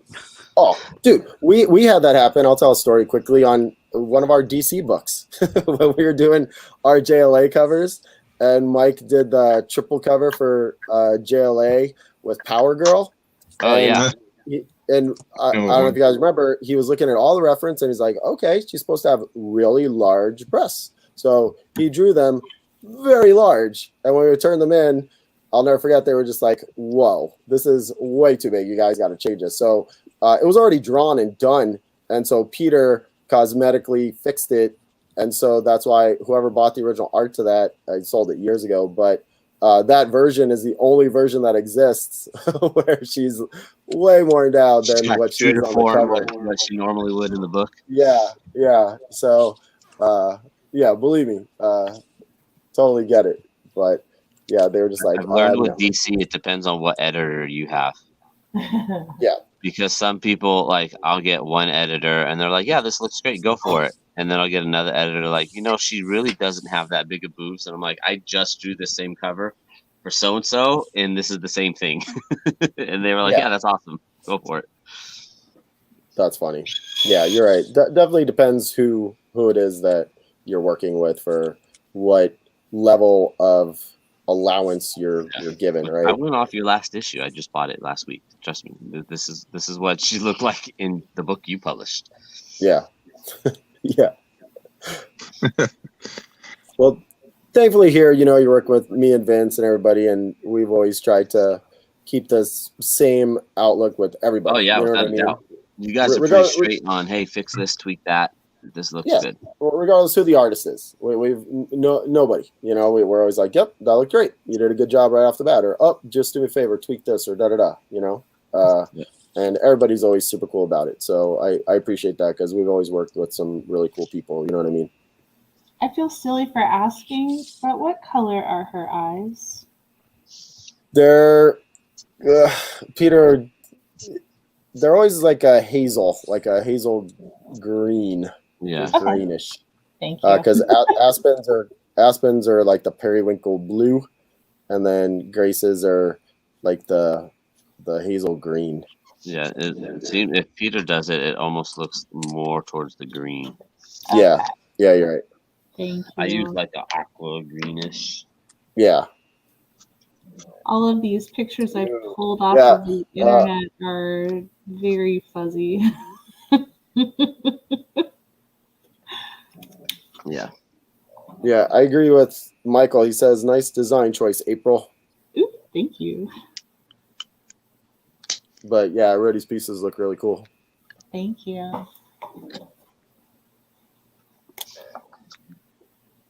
So I've been a little more straight on because you got that warped. It's trying not to go too sexy, but I can't help it. She's so pretty. So on a completely side note, Tom. Yep. Did you see what he lasted 40 days in retirement? Brady, Yeah. I was about to ask Tom about that. How Yeah. do you feel about Brady back again? Yeah. I'll tell you. Last year, I picked them to go to the Super Bowl. I thought basically until you beat Brady, he's the guy you have to beat. And he made it quite a ways with a kind of a wonky team all year. I will say this: he will not make it to the Super Bowl next year. I'll say that right now. No Super Bowl for Tom Brady. Even though technically, if you look at his career, he wins every other year. I'll say that they'll probably make the playoffs. I mean, the NFC, what is it, South that they're in is a pretty weak division. He'll probably make the playoffs pretty easily. Yeah, You're calling it now, huh? No Super Bowl. But no Super Bowl. No Super Bowl. Somebody write that down so when this comes around. Just remember, no Super Bowl. I was really happy to have the Brady era over. Like, let's put, it's fine. It existed. We all lived through it. Let's move on. But I still think this year is going to be really, really crazy. There's still so many quarterbacks that are moving around. I just saw Kirk Cousins got an extension today for the Vikings. Yep. There was talk of Mayfield going to the Buccaneers until this happened. It's going to be an interesting year. And then with Wilson in the NFC or the AFC West, like the AFC West is ridiculous. What the hell is that division? Oh my God. He's on the Broncos now, right? Yeah. Yep. That is the craziest division in football right now. Craziest. So I think it'll definitely depend who they can help bring in for defense now that he's staying and to help protect him. So I think for what you say, I can't agree. I can't disagree because you can never count him out, of course, true, if he's of course. back wants to be determined. But obviously, I think it'll just be who they protect him with because they're pretty much retaining the entire offense now that he's coming back. They did that last year, though. I mean, it was so, again, they're not going to be a bad team. I'm not going to tell you they're not going to make the playoffs, but I just feel like, the Rams are basically going to bring back the same team. Maybe some defensive guys are going to retire. They haven't decided yet. But the Rams are good. I mean, the NFC feels, the Packers, regardless of how much Aaron chokes, at home in the playoffs, they're a solid team. 13-3, 2 years in a row. I mean, that's a solid team. So they're a threat at all times. Yeah, it's going to be fun. Michael Gordon says, would love to see him back at Pats just for all the chaos it would cause and all the fans that trash their jerseys. That's hilarious. Yeah, I don't think that's happening, Michael. I know. No. Him going back to the Patriots. For sure that's a no. Not with Mac, who did what he did last year. No. What's crazy is so many people for our NFL All Day NFT stuff. So many people bought the Brady NFT because he was retired and it was the #1 NFT. And then now he just announced that he's not retiring. So that's pretty crazy because, oh my gosh, so many people spend so much money. It's crazy. Good old NFTs. It's crazy. was crazy to me. We were talking a little basketball earlier. I still am in disbelief that my Grizzlies are number 2 in the West. Like, this has been I'm not. so long coming. Like we were watching the playoffs many moons ago at C2E2. We were watching basketball playoffs, and the Grizzlies were there, and they got kicked out by the Spurs back then. It's been such a long road to, you know, any sort of real success, and they still haven't done anything yet. But to be number 2 and ultimately number 2 in the NBA, because they have a better record than everybody in the East. That's such a weird feeling to me as a Grizzlies fan. Well, retain that feeling, because, man, they are legit. Ja Morant is ridiculous. And with Triple J and all these other people they have, their team is solid for a long time, because all of those dudes are starting to come into their own at the same time. And they're going to be tough. They're going to be tough for anybody who faces them in the playoffs. They're ridiculous. I mean, Ja Morant can jump out of the freaking building. That kid He doesn't get enough press. He really doesn't. What's up? He doesn't get enough press. Oh, dude, he's ridiculous. He's ridiculous. He's so good. So yeah, it's going to be fun to watch, because they are. That's what's so cool about it, Tom. It's not just it's Memphis Grizzlies. They're fun to watch. You know what I mean? Like, it's super thrilling to see his highlight plays. You know, every game, every 5, 10, 20 minutes, whatever. It's awesome. I love watching them play all the time. They're awesome. Triple J's been anchoring my fantasy team for my blocks, because he averages almost 3 a game for a power forward. That's crazy. He's really good. Yeah, David says he remember when they were Vancouver Grizzlies. I still have my Vancouver hat somewhere. I was trying to find it the other day. I pulled out my old Shane Battier jersey. He called himself a Kobe stopper, even though he never did. Him and Ruben Patterson was the proclaimed Kobe stopper, but Shane was a good player. That's cool. Yeah, when we went to Vancouver one time, we went by there. I was bummed because they weren't playing when we were there. Because I love going to games in different cities and stuff and checking out the arenas.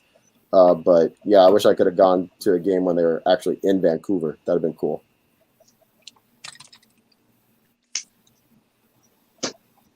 Ooh, Michael Gordon says those are spectacular colors, Ryan. Thank you.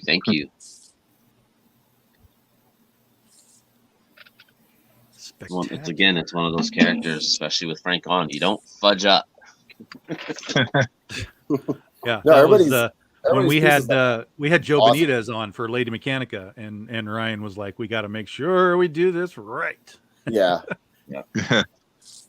Well, I mean, not only that, but I don't really want Joe beating on me, so you know. Yeah, exactly. Next time I see him, he's like, "Hey, you, come here, kid."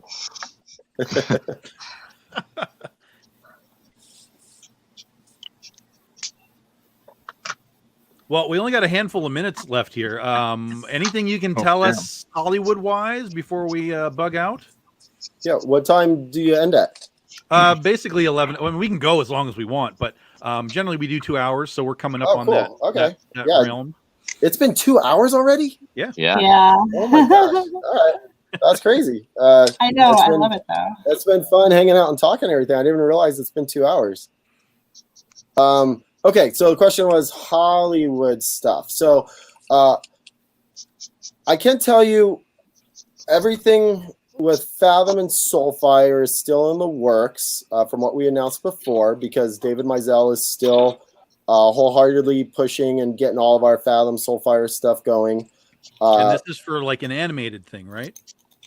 Correct. Okay. And during the pandemic, obviously, we were running into roadblocks because with all the movie theaters shut down and nobody wanting to invest, big money into an unknown property, it was.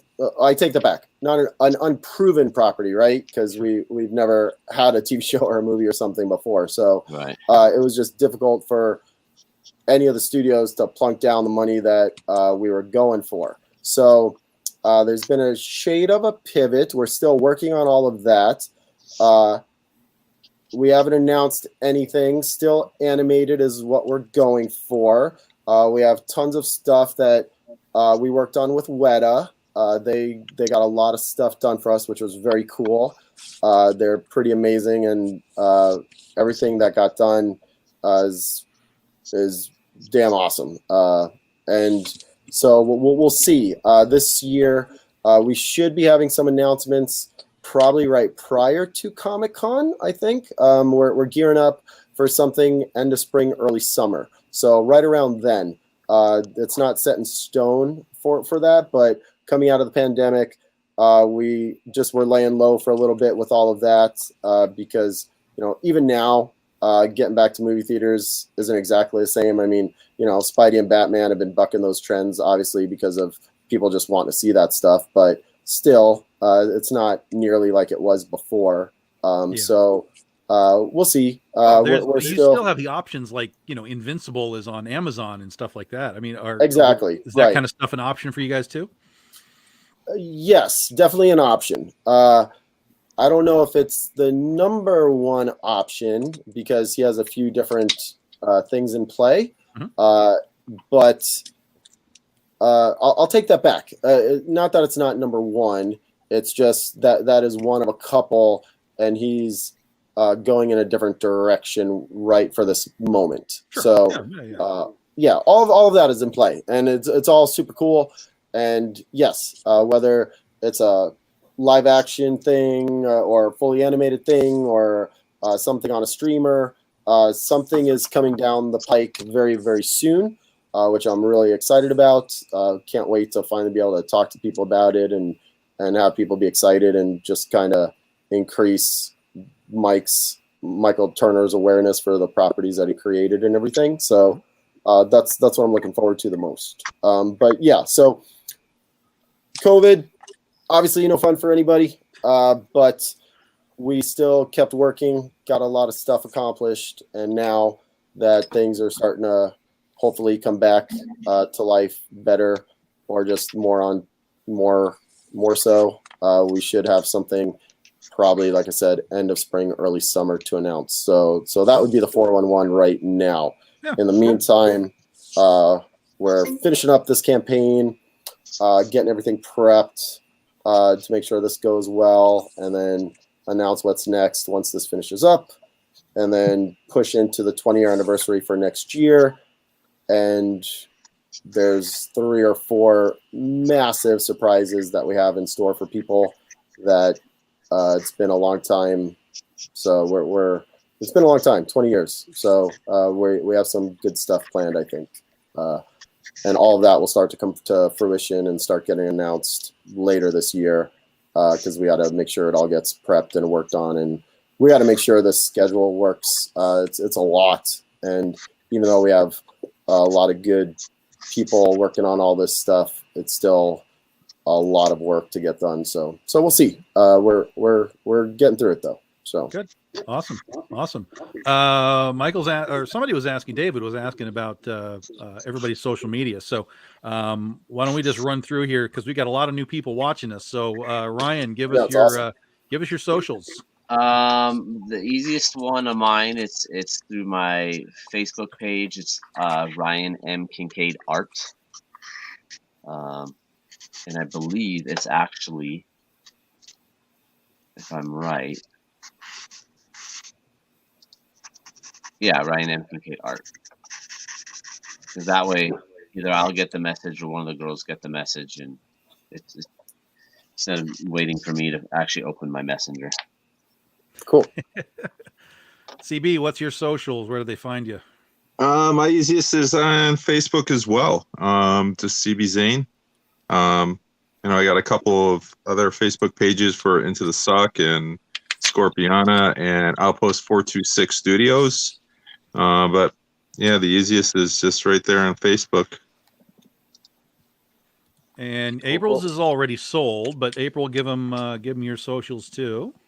You can find me at April Reina or Reina Art on Facebook. I've also got Instagram, Reina _art, ART. So It's tough. There you I've got a go. website, but I don't know how to use it. So. And there's Marissa. We can't read that when it's on that angle, Marissa. Well, I'll just turn this way. There you go. It's my Instagram. Is it really DeBarfo? Yeah, Oh, that's yeah. what we call our Mac. Uh-huh. And then my Facebook is just my name, Marissa Pope. So pretty easy. Awesome. I'm active on both of them. So Yeah, I talked to Mike to see if he could get in DeBalfo. He's been taking a hiatus from us. He was bummed that he couldn't do it, but he's just behind on stuff. So we'll be getting Mike back to the show hopefully soon as well. But yeah, there we go. Well, Marissa, tell Mike I said hello and give him a hug for me. I haven't seen him in a long time. yeah, I'll tell him. I'll let him know you said hello. Cool, thanks. So that's going to do it for us, folks. We are wrapped up Sunday Sketching episode 22. I don't know that if we're going to do one next week. I think I'm going to be at a con. A little mini con has popped up, and they have invited me to go. So I think I'm going to go do, and it's a Sunday. Where's that at? It's in Wheaton, Illinois, back where I used to live. It's called MightyCon. It's a series of Midwest conventions that are tied together. Yeah. Where's Wheaton by? It's about so Chicago, west from Chicago, about 30, 45 minutes west. Just a little place. We used to do all the MightyCons when I lived in Chicago, and then somebody did a review of one of our books, and because he went to that little one-day show that I did a few weeks ago, and he was like, "You going to be at MightyCon?" I'm like, "I don't even know what's happening. No one told me." And he's like, "Yeah, it's next Sunday." So I sent him a message, and they were like, "Yeah, we can probably get you in." So if I don't end up at the show, guys, we'll see if we can do a show. But I think I'm going to be gone, so we're going to have a skip week. Is the correct pronunciation of it Wheaton or Wheaton? Depends on which TV show you're on. So if Stewie was there, he'd be like, "Welcome to Wheaton." Wheaton. That is I correct. just kept on watching 1883, and they kept pronouncing the WH on like everything, and I'm like, thank goodness it was such a good show, though. Nathan, thanks for coming. Appreciate it. David, Seriously. lots of new people. Guys, we do this pretty much every Sunday. If you want to drop back and check in with us, we try to find Kickstarter folks that have cool stuff that could. Sometimes it's big names like Aspen, Dan Mendoza, Joe Benitez. Sometimes it's guys that just need a little extra help, and we try and get some eyeballs on their campaign. So check back with us every Sunday, and you'll see if we're doing a show. And if you are somebody who has a campaign running either now or soon, and you want to be on the show, you can always shoot me a message, and we can see about scheduling you to get on the show. Happy to help as best we can. So thanks to Frank. Cool. Really great to see you again, man. Thank you. Agreed. Thanks so much. Great hanging out with all of you. Great job on all your pieces. Thank you so much. Truly appreciated all the effort you put into all that stuff. Tom, thanks for having me. Thanks for pushing Soulfire the Core. We appreciate it. It's awesome. I haven't talked to you in a while, so thanks for doing that. Absolutely, guys. Check. April's is gone. Quick reminder: April's is gone. Ryan, CB's, and Marissa's are available. So if you want them, go shoot some messages over to the artists.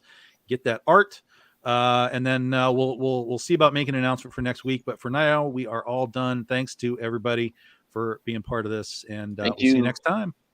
Cool. Thanks so much. All right.